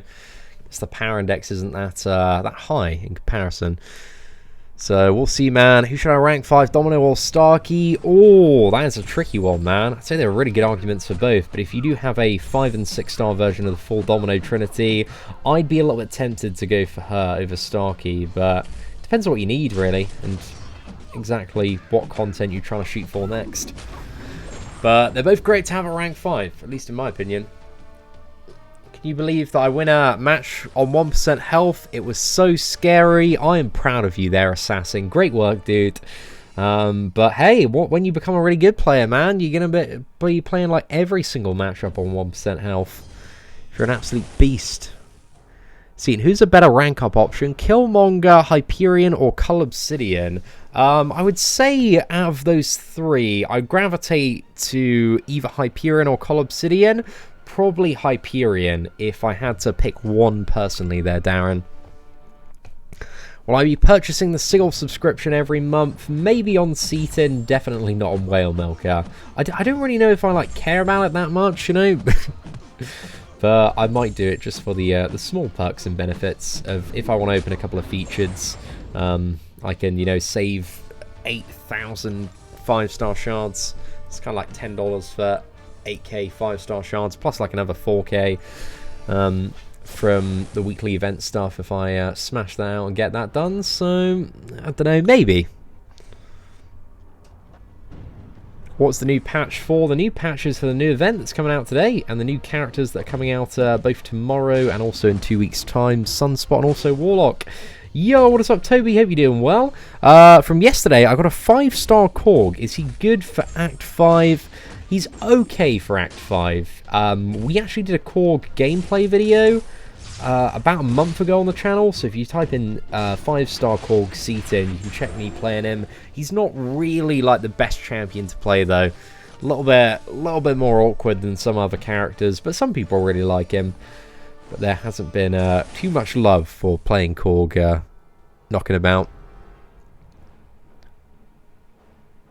Hyperion, Aegon, or Stark Spidey Awakened. If they're all awakened, then, oh gosh, there's good arguments for all 3, depending on what you're trying to do, man. So yeah, that's a tough decision. Very tough decision. Think about what piece of content you're trying to do. Let me know.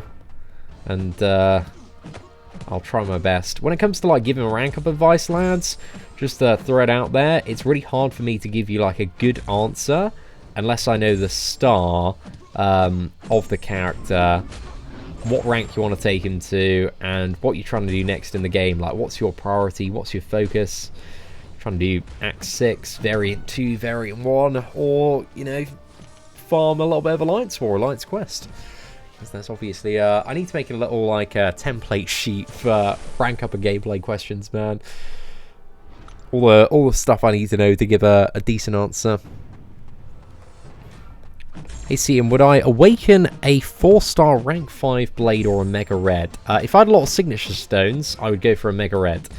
If I had the choice of awakening one of those 2.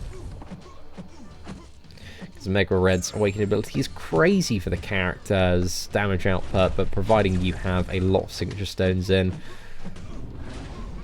And Blade's awakening ability can be very, very nice to have as well if you are skilled at utilising it. When I say Symbiote Supreme is the top Mystic champion, I would say probably. Yeah, I'd say for the majority of stuff, Symbiote Supreme is probably the best Mystic champion. Magic can outshine him in terms of power control in a few different matchups, depending on what the priority is. But it's probably between Symbiote Supreme and Magic for the best Mystic. But Symbiote Supreme's mad, mate. He's absolutely mad. I remember my first run-in at the 6.2 champion on that first day live stream. That was crazy, mate. That was absolutely crazy. We got him down like the first 3 phases in just like a minute with Symbiote Supreme, and then it took me like another 9 minutes to figure out how to evade the special one with Cap, but we still managed to get the one shot there, so it's good, man. It's really good. Is Domino's Awakened ability needed to stop Hyperion's power gain in variant 2.1? It can stop his power gain. Actually, no, not the Awakened ability. No, it's just the base ability accuracy reduction can turn off power gain, and also that's enhanced if the opponent gets unlucky as well. So yeah, you don't need Domino to be awakened to stop Hyperion's power gain there in any scenario. Okay, let's go for She-Hulk here. Is it possible to defeat the Collector without using any revives? It is if you're very lucky or you have very overpowered champions. But for the average player that gets to the Collector, it's going to give you a few team revives, you know? But I could go on there with, you know, all my rank 5 characters on Seatin with full suicide masteries and get the Collector down without using any revives. Just because the champions are crazy overpowered, dude. Yeah, it just depends on what you have available, your setup. And the truth of the matter is, most people that are fighting the Collector have a lot of rank 4 4-star champions. Maybe some good rank 5 4-stars as well. But nothing that's crazy game-breaking at that level off them. The buff isn't active, but new animations are active, Berkshire Boy. So it's exact same story with like Spider-Gwen. They put in a new animation, special one, the month before she got buffed, just so that they can have the new animation in the beta of Colossus. So yeah, should be a good time, man. Not too long till that. Who did I use to beat Crossbones in Chapter 5, Act 6, trying to get Cavalier? I used, what was it, Iceman back in the day. 5-star rank 4 Iceman.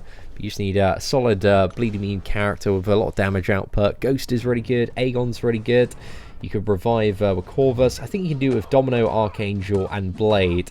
If you go right side rather than left side, because then it removes his ability accuracy reduction immunity. So stuff like parry heavy and front heavy attacks on Domino, or trying to nuke him with Blade can be a little bit easier if you go the far right hand side. But yeah, that Crossbones is definitely a bit of a tricky roadblock there. Do I think Morningstar could be good for the 6.2 champion? I have seen a few takedowns of Morningstar. There's probably a few on YouTube, Michael, if you give it a little bit of a search. But to the best of my knowledge, she does work once you get her souls ramped up. So you get some mega special 2s on that champion. But also the increased block proficiency from Morningstar, I think really does help as well. Gets like 50% chance to perfect block. And also you can regenerate on that phase if you have 5 souls. I think you can still regenerate, actually. Oh, can you regenerate? I don't know, man. I did Crossbones and Morningstar. That fight can last forever. How, did you have 5 souls on the Morningstar there, Metal? What was the way that you took that one down? Morningstar Special 2 versus a lot of buffs is really fun to drop, man. I could not agree more there. Do I want a new Labyrinth? I want something in the middle of Act 6 and Labyrinth health pool wise, because I do believe Act 6 health pools are... they're a little bit weenie for the Beyond God tier champions, so I kind of want a new testing playground where I can really like ramp up the damage and deliver some pain. That'd be good to see, but also I don't want the evade of Labyrinth. So Labyrinth is something in the middle with some really good rewards would be perfect. And just some well-designed fights with not BS nodes would be fantastic. Who's my favourite meme tier champion? Oh, well, I've always had a bit of a soft spot for Colossus and Hulkbuster. So I imagine once Colossus is out of there, it's probably going to be Hulkbuster, man. See, what kind of tips can I give to beginners? Great question, man. I have a video on the channel called 25 Pro Tips for Beginners. So not only do I have one or several, I've got 25 for you, mate. So just give that one a YouTube search, or you can access it via the guides playlist. So yeah, check that one out, and yeah, 25 of the best tips out there, dude. Yondu is the only decent 5-star I have. Should I even rank him or stick to my 4-star roster? Depends what's in your 4-star roster, dude. Yondu's alright. He's not the best, not the worst. He's got a pretty solid heal block. Can be nice for a fair bit of like Act 4, Act 5 content. So it depends where you're at in the game. Should I replace 3-star Awakened Hela with 4-star Punisher 2099? I imagine 4-star Punisher might be a little bit better than the 3-star version of Hela, just because he's got some solid utility for progressing. So yeah, I'd start focusing on your 4-star roster as soon as possible there, Assassin.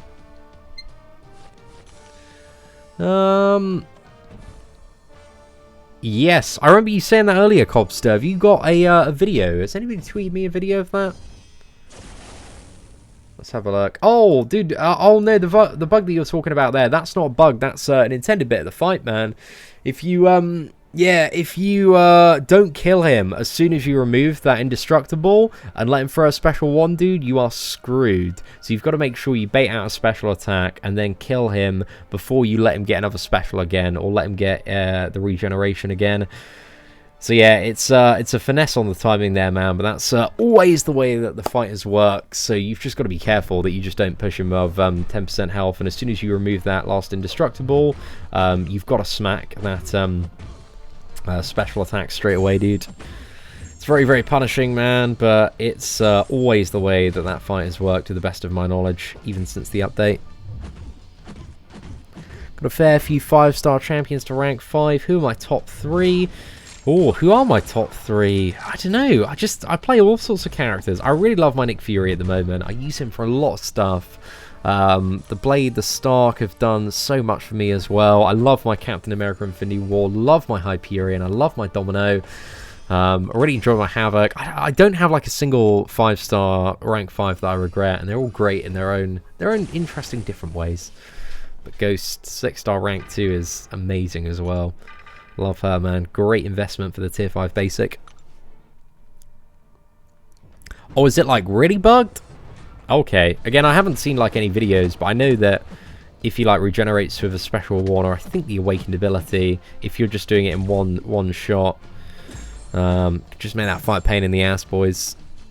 When it's Old Man Logan getting buffed, soon, hopefully at the start of next month. What should I hope for my first 5-star? Gosh, there are a lot of champions. Just open up the tier list, look at anything above high demigod tier, and hope for hope for that. Loads of characters can be great. Maybe a Corvus Glaive, especially if you get into Act 4 soon, man. Get a Corvus Glaive, you're just going to be laughing for so much of the game. Oh, Greeninator says, "Don't hope, or you're going to be disappointed 90% of the time." That is, that's some pretty accurate advice there. So, it's true, man. Have very low expectations. Hope for a Hulkbuster, and then if it's anything better, it's going to be a good time, man. It's going to be a good time. How much money have I spent on MCOC?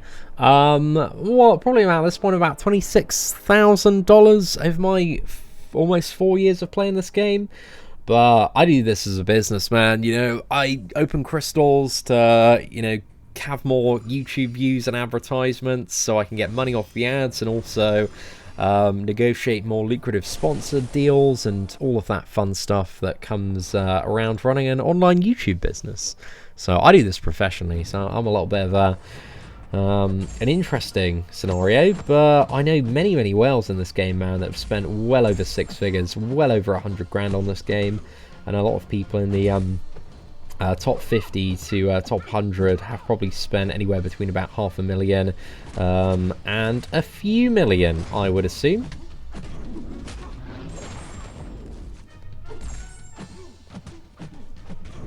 Yo, what's up, Beardo? Hope you're doing well. Is Dark Hawk worth maxing out? If you need his utility, then potentially.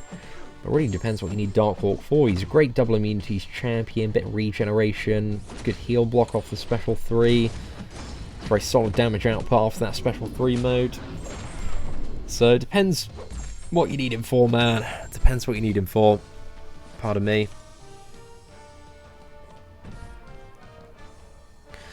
I see in Venom or Hyperion, both to rank 4, both Unawakened, already did 100% both variant, now Exploring Act 6. I would go probably for Hyperion out of those two, dude. Even Unawakened, just the best option, but especially when he's awakened, man. Just a crazy, crazy champion.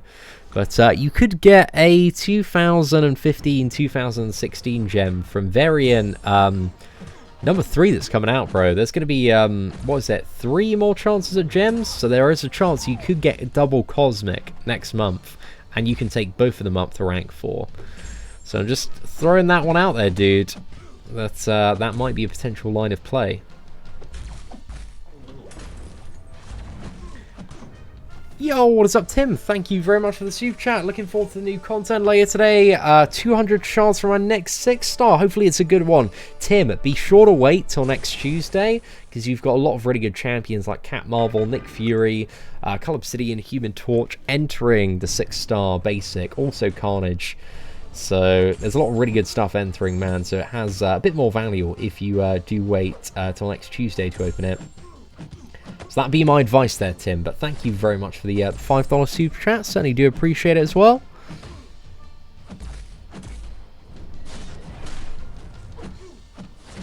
Exactly, buddy. That's the whole point of the free-to-play account, man. Just to show that you can do stuff in this game if you do have the skill and knowledge to get past some of the challenges. Starkey 4-star to rank 5, or Dr. Voodoo 4-star to rank 5. Out of those two, I'd definitely go for Starkey Spider-Man. I don't think you're going to regret at all taking him up to rank 5 as a 4-star. So yeah, I would personally choose the, what is it, Starkey Spider-Man out of that. It's Unawakened Hyperion worth rank 5. Depends what you want to use him for and what your other like rank up options are. But for a lot of people, I would say so, man.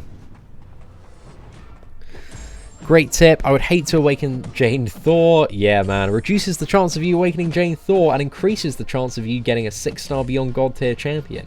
What's not to love about waiting? And just a general tip to anybody that is about to get another 6-star from Uncollected today as well. It is a very good idea to try and wait, boys. A very good idea to try and wait. And if I can tell 100 people that tip, then I imagine 5 to 10 of them are going to pull a champion that they're really happy with from the brand new pool, or avoid getting 20 more levels on Jane Foster or Iron Fist or Deadpool. There we go. I still haven't got a 6-star Deadpool, man, and I am very grateful for that. I have 2 6-stars, a Deadpool X-Force, and Awakened Red Skull.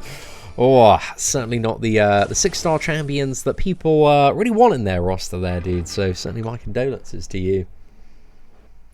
Venom 4-star to rank 5 or Starkey Spider-Man. They're both great champions, depending on what you need. I'd probably go for Starkey Spider-Man in most scenarios, but if you want to use Venom for like variant 2 and that's a big priority of yours, then I would go for Venom there.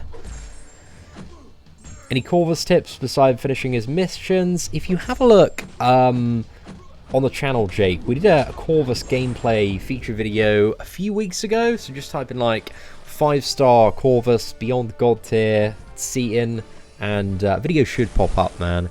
So I do some very interesting stuff in that video with the Awakened ability, so check that one out, dude. Do I take 5-star Nick Fury to rank 3 or 4-star Havoc to rank 5, both unduped?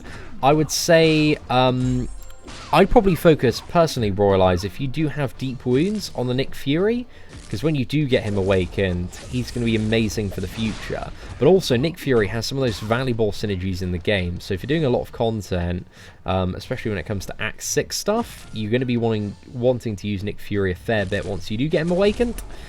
So neither are bad options, man, but if Havoc's going to benefit you more immediately, you might want to go for him, but Nick Fury is a great investment for the future. You're going to have no regrets taking him up to rank 3, I can assure you of that. 8 tips on getting 5-star shards fast. We do have a video guide on the channel called How to Get 5-star Shards 2019, which does cover all of the ways to farm 5-star shards. So yeah, definitely check that one out, dude. That's got all of my tips in like a 10-minute video there. Stealth Spidey or Blade to rank 4, I'm Cavalier. Depends what content you're trying to do next, William. and what utility you need. Because Stealth Spidey's great for a lot of stuff, Blade's great for a lot of stuff as well. So are villains causing you a problem? Is it mainly unstoppable, you know, unstoppable evade mechanics and also invisible? Neither of them, at least in my opinion, are a bad shout still for rank 5. But maybe you also want the enjoyment of taking Stealth Suit Spider-Man up before everybody else. If that was Stealth Suit Spider-Man, I think it was. Gosh, I've totally lost the question there. Well, all a bit of fun. Thanks to the advice, just beat 5.1.4. I have 9 5-stars, both Cyclops and Howard the Duck rank 1. Black Panther, Korg and Mordo rank 2. Gilly, Angela and Gambit rank 3. Should I rank them up? I'd say really the only champion you have that's kind of like doing much for you at the moment is Angela. So yeah, I just focus on the Gilly and Angela really. Like Gambit, he isn't like the best champion out there. He's good to have up though, especially for certain like Power Reserve, Stunlock Cheese chapters. But yeah, just focus on Gilly and Angela. But it seems at least to me, has the core thing you need to do is just get a little bit of practice in, dude. Just get those evades and parries a little bit more consistent. Because it seems like if you're stuck at 5.1.4, it's just, you know, honing your skills so that you can play very efficiently. So you're not taking any damage, and you can just keep on recovering and getting those fights down quite easily. I accidentally opened a 5-star feature by accident and landed between 2 Human Torches and a Cull Obsidian, but got a friggin' Gambit, Phantom Clawed. I know the feeling, dude. I know the feeling, man. I've had a lot of those crystals as well. So it's just the way it be sometimes, bro. The way that it be. Massacre or Gwenpool for rank 4, both as a 5-star, both unduped. I would say that if you don't have the Domino Trinity, maybe go for Gwenpool if you need the damage. But if you really like playing Massacre, like he's not bad to take up. But I'd say Gwenpool is a little bit better than Massacre. I'd say also overall there are maybe slightly better champions to rank for than either of those in the overall game. But if those two are your best at the moment, then I'd maybe lean a bit toward Gwenpool, comparison to Massacre. But Massacre's not bad. Also, Gwenpool is probably never going to be a 5-star champion. So, sorry, not never going to be a 5-star champion. Never going to be a 6-star champion, man. Just because a lot of the original, or should I say, second round God tiers just don't look like they're going to make it to the 6-star Crystal Ball. No 6-star Iceman, no 6-star Gwenpool, no 6-star Blade, no 6-star Voodoo. Voodoo is a champion that should definitely be a 6-star though. Would enjoy seeing a 6-star Doctor Voodoo. Thoughts on synergies scaling with SIG levels? Seems a bit annoying that free-to-play SIG Stone life is rough. I'd rather it be associated with ranking up champions. I don't love it. But I like that they haven't taken anything away from the scaling, you know? It starts off on like a usual crit node value of what it would be and then scales up even more. But you can see it's a very like cash whale based incentive to build champions like that. I'm just not the biggest fan of it all in the world, if I'm perfectly honest, dude. But I don't feel like so strongly about it and the synergies that are coming out with it that I'm like, oh wow, I need to rage about this too much.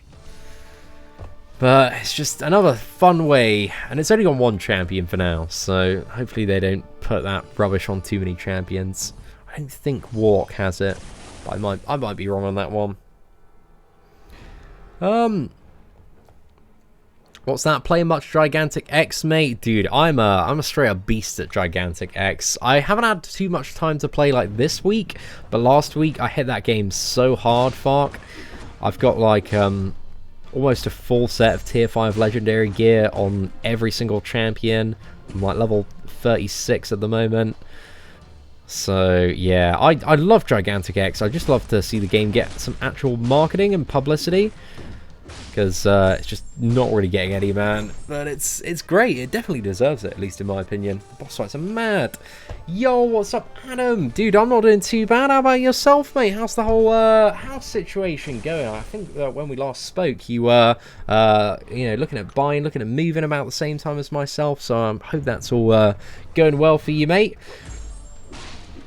It's 5-star duped Killmonger, worth ranking to 4 as my first. Depends on your other characters.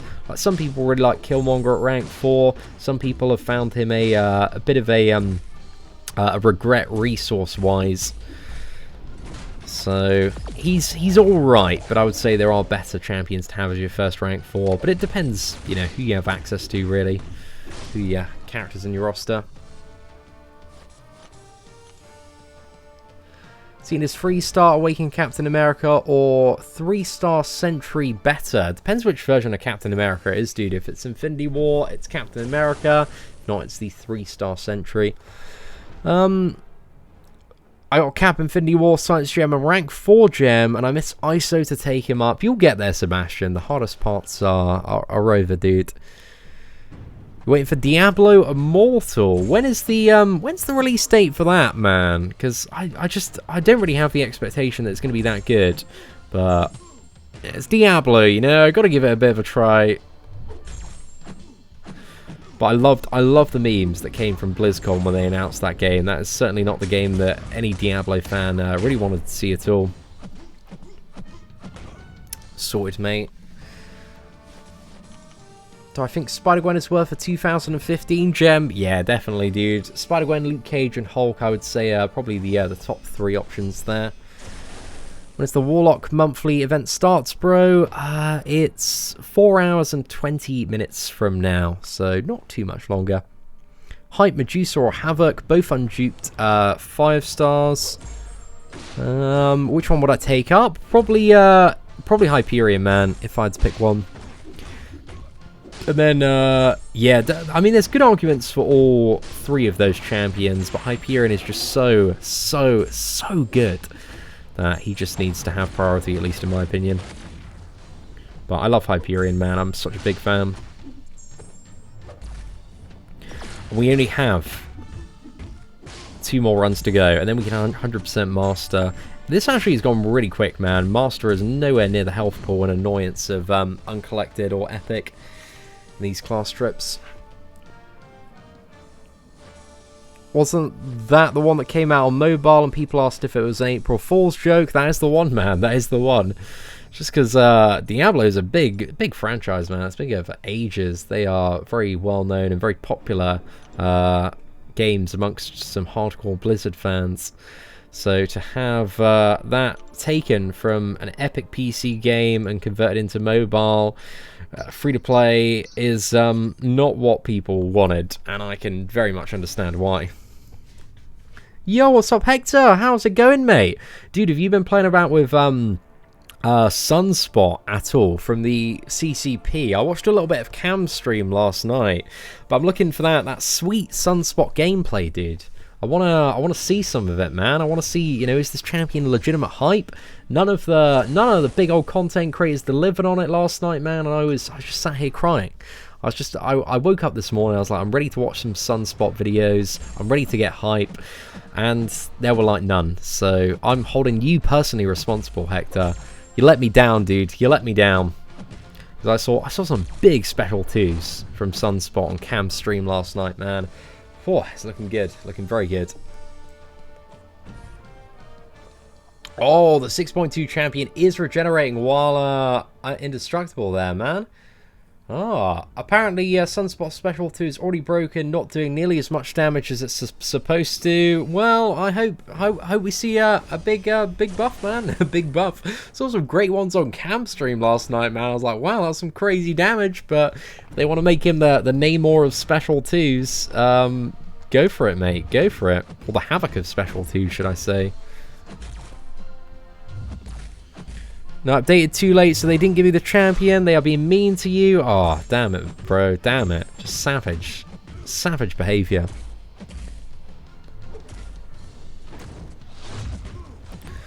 I'm keen for Warlock more than Sunspot. I'm keen for both, bro. But Warlock, he just seems like he's got so much utility. Like, he just seems absolutely packed to the teeth with utility. The only thing I'm a little bit concerned about with Warlock is the damage output. But I think it should still be alright. He's got shock, he's got bleed, got armor break. There are a few different sources to ramp up his damage a bit more. So we'll have to see, man. Yo, what is up, Stanley? Hope you're doing well. Absolute pleasure to see you on the channel today. Sunspot is inspired from Ebony Moore. Hopefully nobody's inspired from Ebony Moore, man. Ebony Moore, more like Ebony Floor and character design, because he sucks. So, always praying, man. Always praying for that Ebony Moore buff. That is just what I want to see in this world, boys. Because Ebony Moore, he was done so much injustice, and it would be amazing if they could go back and revisit him and buff him. Because I'd love to see it, man. I'd love to see it. But we'll see, boys. We'll see. Yeah, Warlock is Tech and Sunspot is Mystic. Just maxed out my 4-star Archangel. Act 5 is going to be a lot easier now. That is true, but British lads, you're going to be having a great time with that one. Massive congrats there. Just got a 4-star Nick Fury from a premium on my alt account. Great result, dude. Huge congrats. My first 5-star on the main account, it was Magic back in 2016, before Magic got buffed. Because she used to really suck, and then she got really, really good. So that's the story there, and I was gutted. I was so upset when I got Magic as my first 5-star champion, because she was literally the champion that I wanted like the least out of all the champions in the 5-star crystal. Again, this was before Magic's buff, so I think I wanted like, I was like, if I get Rhino, man, I can use Rhino on Alliance War defense. He might not be that bad, but if I get Magic, man, she's just useless. I'm never going to use her. And I pulled the Magic, and it ruined my day. I remember how like sad I felt, because I worked so hard to get my first 5-star champion crystal, and it was rubbish. It was a horrible, horrible feeling. And I'm sure many of you can empathise with that feeling as well. And then she got buffed a few months later, and GG. What's with the delay on the new event? There's no delay on the new event, dude. It doesn't release till 6 PM UK time. It's always the Wednesday 6 PM UK time. There's no delay at all. It's just standard scheduling. They usually have the update anywhere between like 1 day to a week before, and then the event always comes on the Wednesday where the old one ends. And hopefully this is only going to be a 4-week month, man, because we've had too many 5- and 6-week months recently. Should have tried to break Rock Shield before getting this man into his next phase. There we go. That'll sort Korg out. Am I excited for the new Avengers game next year? I've got a mid-tier level of excitement, or fairly low actually, if I'm being honest. Yeah, I don't know. It just looks like they dropped the ball a little bit. The announcements just haven't got me hyped up about it. Like, it just doesn't seem anything that's going to be like major for Marvel gaming. Because to have a big Marvel game that's just going to dominate, we need a game format that is like online, and there's like new monthly stuff that's being released continuously, or else like games are just gonna fade out. That's just the way that it works, man. It needs to be like a game that's being constantly updated, like an MMO or some new next hype style game that's just ongoing and having new content every single month. So yeah, man, we'll see. Just didn't really get me excited, but I am excited to see what the developers, ex-World of Warcraft developers and Hearthstone developers over at Second Dinner have been working on, because they're working on building a Marvel game at the moment, man. So apparently their one's going to be mobile, so I'm hoping it's like a crazy next-gen Marvel mobile game. That'd be my dream, boys, my dream. Another amazing Marvel game on you know, mobile devices that's just really, really good. And if anybody can do a good Marvel game, it's them. So we'll see, man. We'll see. I was really disappointed by Marvel Battle Lines, Marvel Strike Force. Like, those games just weren't what I wanted them to be. Marvel Battle Lines, I wanted like a Marvel Hearthstone, and just Marvel Battle Lines is a little bit naff in my opinion. It's all right, but it's not the next biggest, best game out there. My first 6-star crystal pull was Rhino. That hurt my chest. I can certainly imagine, dude. That's not what you want to see. Like, any endgame player just has pretty much no use for a 6-star version of Rhino. I wish this was on console. I'm very glad it's not on console and it's on mobile, man. I think this game would still be quite successful if it did have a console adaptation, just in terms of people playing it. But mobile, dude, is just the platform for this game, and it's good to be able to play this game wherever you want, and the flexibility of just whipping out your phone and beating up some Avengers or villains or Marvel characters.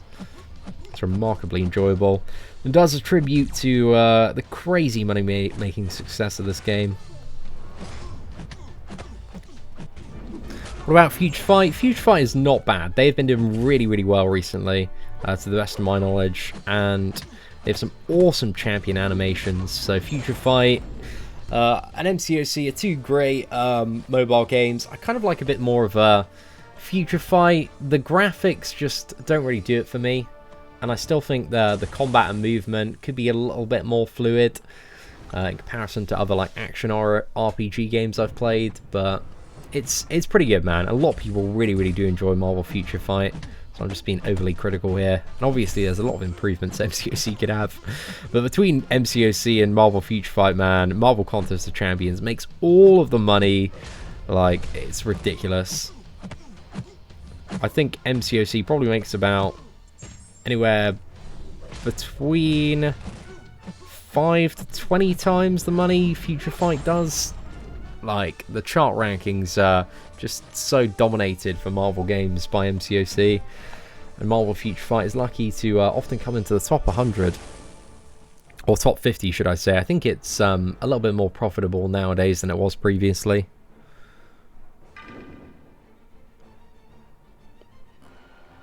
What do I think of Marvel Strike Force? I'm not a fan of Marvel Strike Force, man. I played that game for ages in the beta, and the beta, it was so good. The developers were great. They're making a lot of decisions that were just so much fun and benefited players a ton. And then as soon as the game launched, they just became the stingiest, the worst company out there.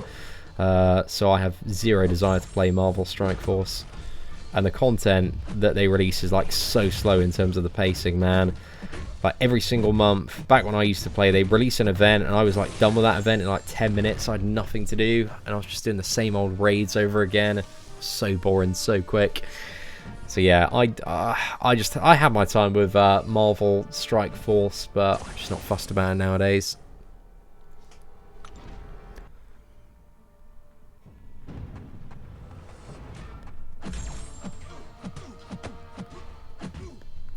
Captain Marvel movie better or Medusa? Both are unduped and I'll be using an Awakening gem. Depends. There's good arguments for both, is essentially the bottom line on that one. If you got Nick Fury, maybe you want to go for Captain Marvel. If you're having a lot of problems with robots, maybe you want to go for Medusa. If I had to pick one personally, and this is tough, man, this is tough because they're so good, I'd probably lean a bit toward Captain Marvel on my main account than Medusa. But I wouldn't say there's a bad option between those two. Yeah, MCOC make bank, mate. This game, if nothing else, certainly knows how to milk the whales, boys. They've always been tremendously good at that. But I think out of all the games, there is no question that Marvel Contest of Champions is the most skill-intensive when it comes to some of the in-game content.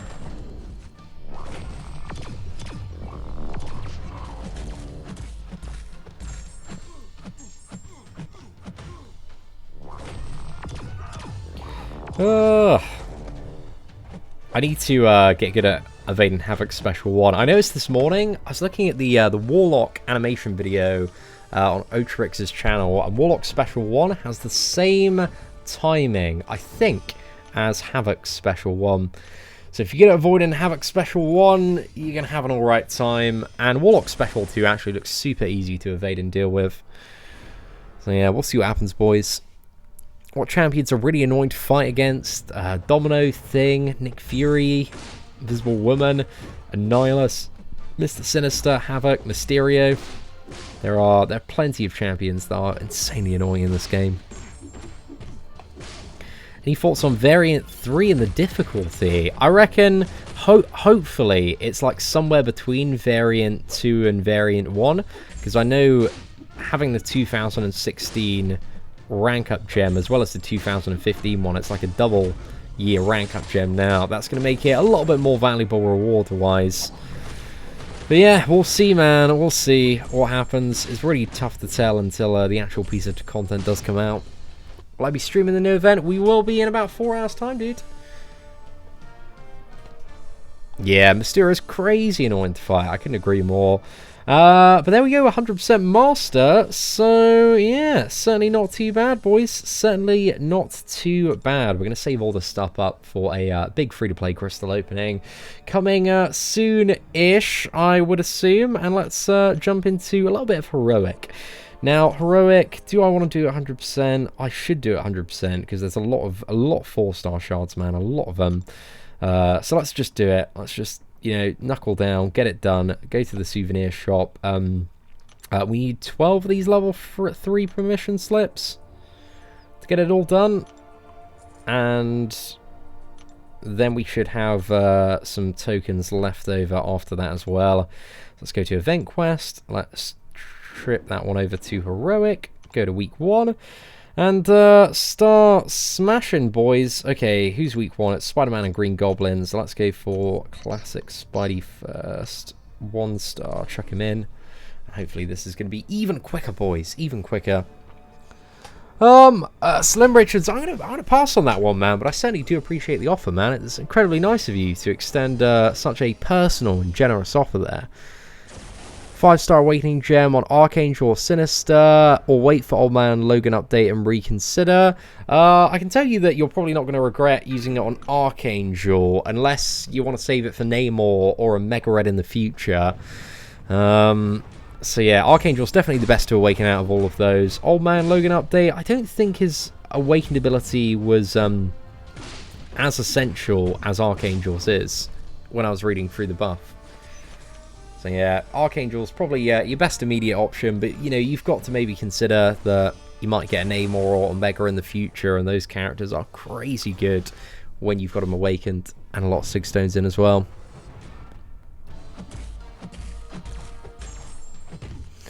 Seatin, have I revisited Transformers Forged to Fight? The game has now recycled event and has no new champions. It's because they haven't been making much money, bro.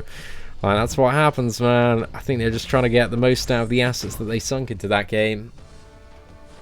Because Transformers, it just always lived in the shadow of Marvel Contest of Champions, and Transformers never became like a big enough franchise for people to care about.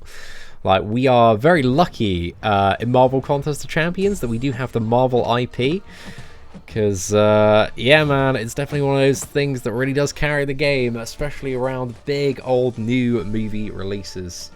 So, yeah, I'm not fussed about revisiting Transformers, man. That game is going to be shut down within 3 years, I would predict. It's just the savage state of mobile gaming, man. If they ain't making some money, gonna pull the plug. Yo, what is up, Derek? Hope you're doing well.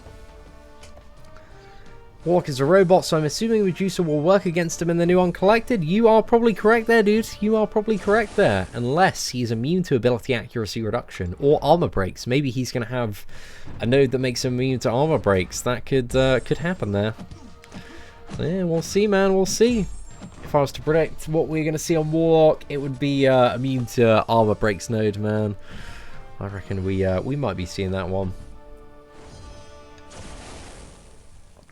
I'm on my last path to finishing Collector 100%, and 100% Act 5, can't wait. Oh, dude, best of luck with that one, man. It's a good feeling once you get it done. Like, the reward stack is so good as well when that hits. Get your first rank 5 champion, maybe, or just have the resources there to know when you get a really good character, you can take it up to rank 5, man. I should get Smash Ultimate with BZ so I can wreck both of you. I do not have time to get good at Smash Ultimate, so I'm going to decline your request for a match on that one for now, dude. But me and BZ, Looking forward to beating you again at New York Comic Con, man. It should be a really, really good time. Actually, we did beat you last year because you couldn't participate in the tournament. I take my my smack talk back. But yeah, you got to win, man. Are you the Summoner Showdown, Hector? I think you are, right? So does that mean you're not going to be in the tournament? Are people in the Summoner Showdown allowed in the tournament? Like, what's the rules, dude? What's going on there? Okay, let's switch Spider-Man to Green Goblin here. So let's go to the tech class, Green Goblin. Chuck this man in. All of these swapping around characters. All of the fun, boys. All of the fun. Adam Warlock movie coming soon. Prepare for our boy to be Kabam like Sentry. We'll see, dude. We'll see. What's considered an endgame player? Oh, gosh. You can consider anything. What would I say an endgame player is? Anybody that's got Cavalier. I mean, Uncollected, you got a pretty decent level of skill, to be fair. But I'll say that the endgame at the moment is Cavalier. If you got Cavalier, got the champion down, you're an endgame player. Congratulations. What event am I doing right now? I'm doing the Spider-Man class trips on Heroic, just because if we can smash through this one twice, we get 2 more 4-star champions. So that's sick. I think my channel is too small, so I wasn't noticed. Bro, there are people that don't even have YouTube channels in that one. So rude, mate, rude. I can't believe they didn't invite you, bro. You even got like Kabam like that Omni t-shirt last year. He just does you like that. I'm gutted for you, mate. I'm absolutely gutted for you. Why am I not in the Summoner Showdown Seatin? Basically, Kabam haven't gotten over the whole... You know the whole British Empire thing that we tried to do? Where we tried to, take over the world and, have America and all the countries. Well, they're still clearly holding a grudge because all of the British content creators have been left out, not invited to the party. So, yeah, basically, Kabam hate us, boys. Kabam absolutely hate us. Just need to build a bridge, man. It happened. It's 200 years ago, lads. I wasn't involved in it. Let me beat everybody in the tournament, man. I could easy win. Easy win. Well, maybe not easy win, but I might. Might do alright. Might do alright, man. Might do alright. Who knows?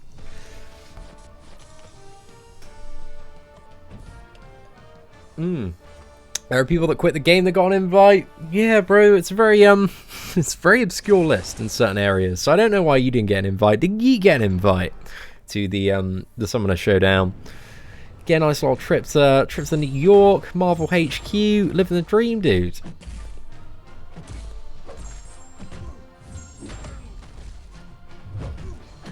I think, Hector, maybe if you try licking Kabam a little bit harder on the forums next year, maybe you'll get an invite then. Don't know if your licking has been hard enough, dude. Just gotta really, put your neck into it next year, and then maybe you'll be involved in the Summoner Showdown. Who knows, mate? Who knows? Good morning from the States, CN. Yo, what's up, Christopher Young? Hope you're doing well, dude. Oh, so rude there, Cameron. So rude. Seen as somebody who doesn't have a gambling addiction and thousands of enablers, getting him ISO to sell for gold. What's the best way to fill up my stash? It's annoying, Nathan. I wish there was a good way, my dude. But it's really just farm arena till you hate your existence and try and duplicate as many 4-star champions as possible. So again, not probably the secret advice that you wanted to hear, but there isn't really any good way to get gold in the current state of the game. Kabam have purposely made it a problem so that they can try and sell you the Summoner Sigil and all sorts of fun stuff on a monthly basis.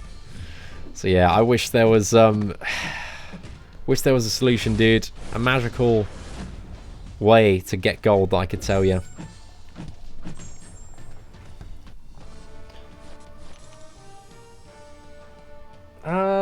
Hey, Seatin, should I say my resources to rank 4 my 5-star Medusa or rank 5 my 4-star Hyperion? Definitely go for the Medusa in that scenario, dude. She's 5-star. She's gonna last you so long, be amazing for some friggin' Act 6 content as well. So yeah, definitely go for the Medusa out of those two, dude. That's a good question. In your history in Britain, did you learn about losing the war over here, or do you learn you decided to let us have freedom? I swear, like, we didn't learn about it at all. I just don't remember learning about it at all. We learned about, like, the Romans, the Egyptians, the Tudors, a lot about British history, and all sorts of fights and battles and fun stuff. The Vikings as well, the Celts. And a bit about the French Revolution, a lot about, like, obviously the World Wars and the Nazis and all that. But I don't think I ever remember a single history lesson, bro, in school where we learned about, like, oh, by the way, you know, a couple of 100 years ago, we used to be a little bit big for our boots. We wanted that whole, like, world domination thing. So I don't know, man. They left that one out of our textbooks. I don't know, maybe I was just not paying attention in school. Who knows? Who knows, boys? How much more does this account have to play? We got a lot of stuff to do, dude. But today, I'm just trying to 100% heroic in the class trips, just so I can get a couple more 4-star champions and some resources. Next 5-star, rank 5, Gladiator Hulk, Killmonger, or Unawakened Movie Marvel. Out of all those characters, I would go for the movie Marvel, even though she is unawakened. But I did get her awakened, and then rank 5 her. I would say that. But that's my input on that one, Adam. Because I love my rank 5 Cat Marvel so much, but only really if you have a Nick Fury as well. Got to have 5-star Nick Fury to make her much more enjoyable to play. Does Fen in the Dark deserve to be my first rank 4 5-star? Yeah, he could do, dude. If you really enjoy playing him, man, he's not a bad champion to have at rank 4. A lot of great uses for variant 2 as well. Lucky for you, I had to study that for history GCSE. Oh, I didn't do history at GCSE, so that's why, man.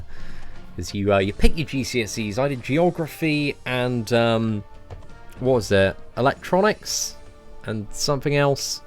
I think I did like psychology as well.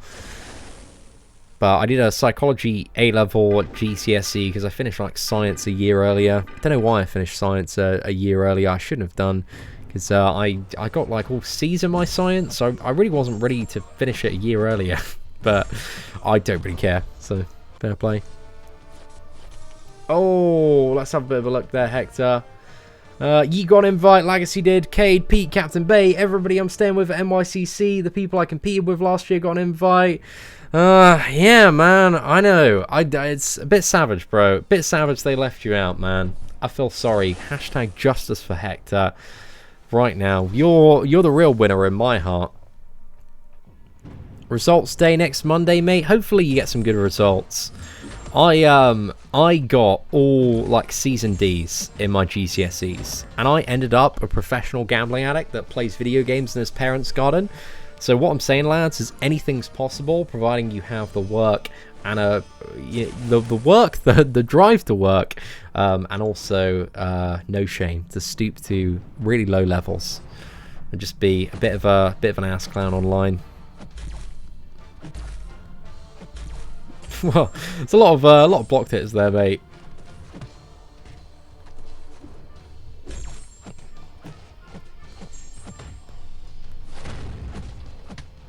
I think a special 2 should sort this man out.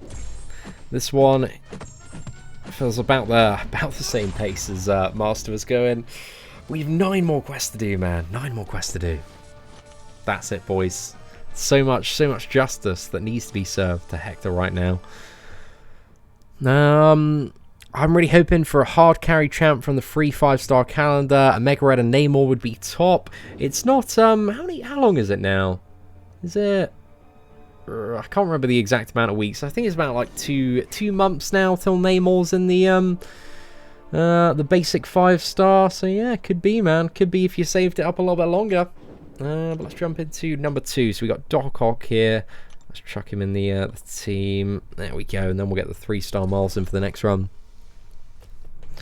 If you type in Connor Clark, how to beat 5.2.4, Lines in the Sand, Seatin free-to-play 2019, you'll see how I did it on my free-to-play account with some very mid-tier champion. So I definitely suggest watching that one.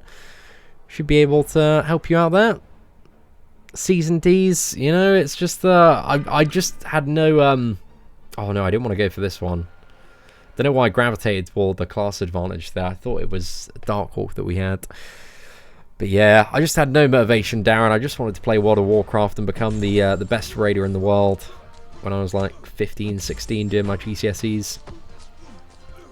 Didn't care about those GCSEs. I cared about killing the Lich King, man. I just wanted the Lich King to die.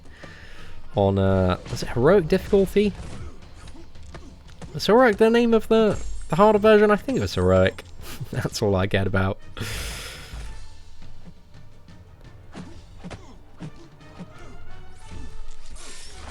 Right, sword mate.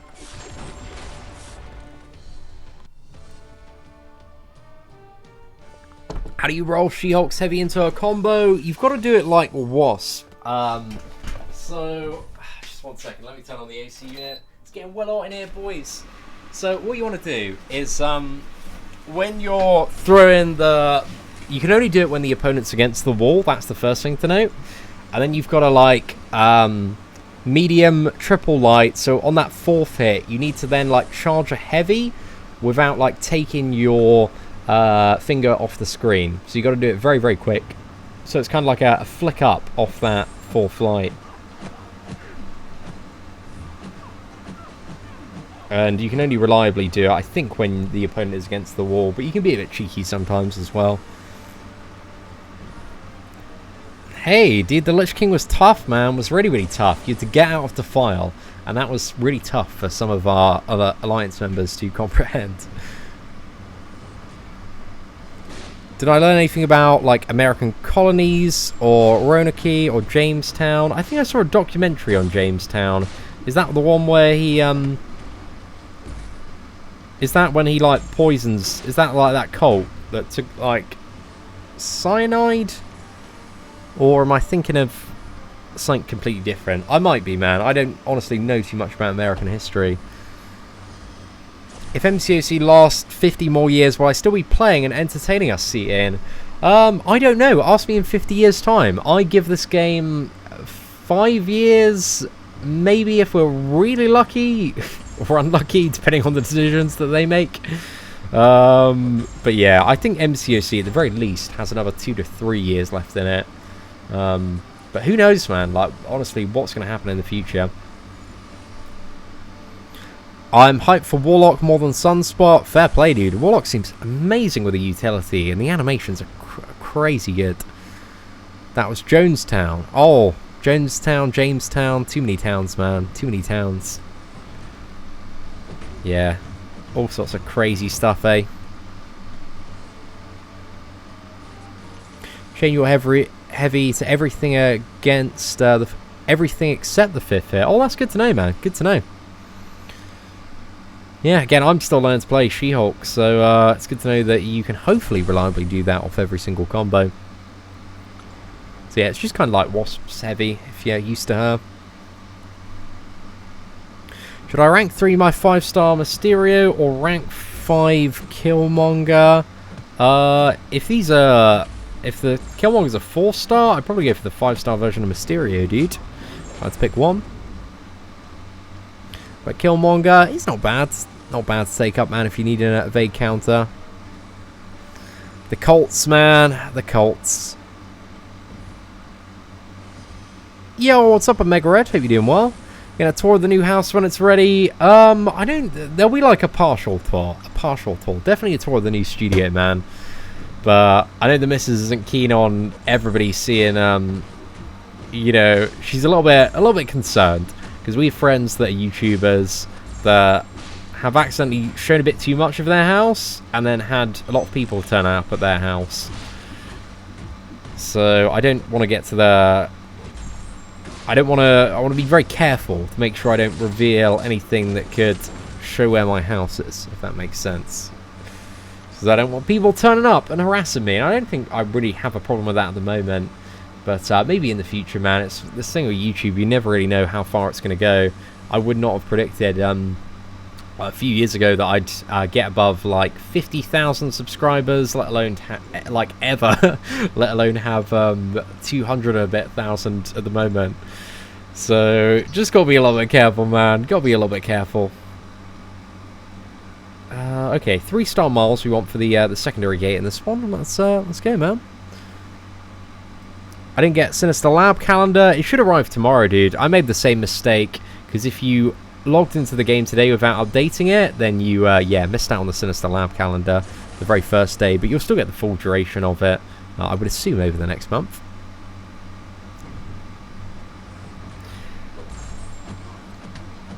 Yeah, I think it's just probably the best way to handle it, Adam.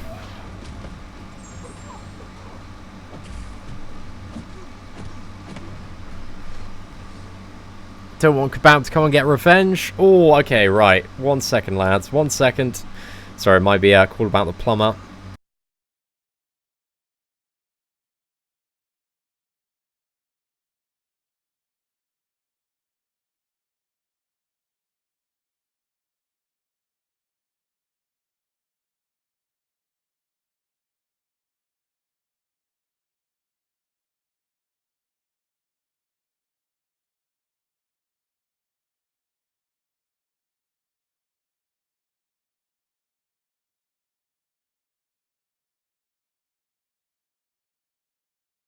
Alright, lads. I'm gonna have to head off. Unfortunately, the plumber has turned up in our house. He sent us an email this morning, being like, "I'm gonna be there in the PM. I'm gonna be there in the afternoon." I was like, "That's great, but it's not the time." And then my missus just got an email back from him saying he's gonna be there at 2, which is now. So I need to leg it over to my new house. But anyway, lads, thank you very much for knocking about in the live stream today. I love all of you, and I'll be back for 6 PM UK time, where we're going to take on the brand new monthly event quest. So, see you all later. If you did enjoy today's live stream, please do smash that like button. Take care, and I hope that you have an absolutely fantastic day.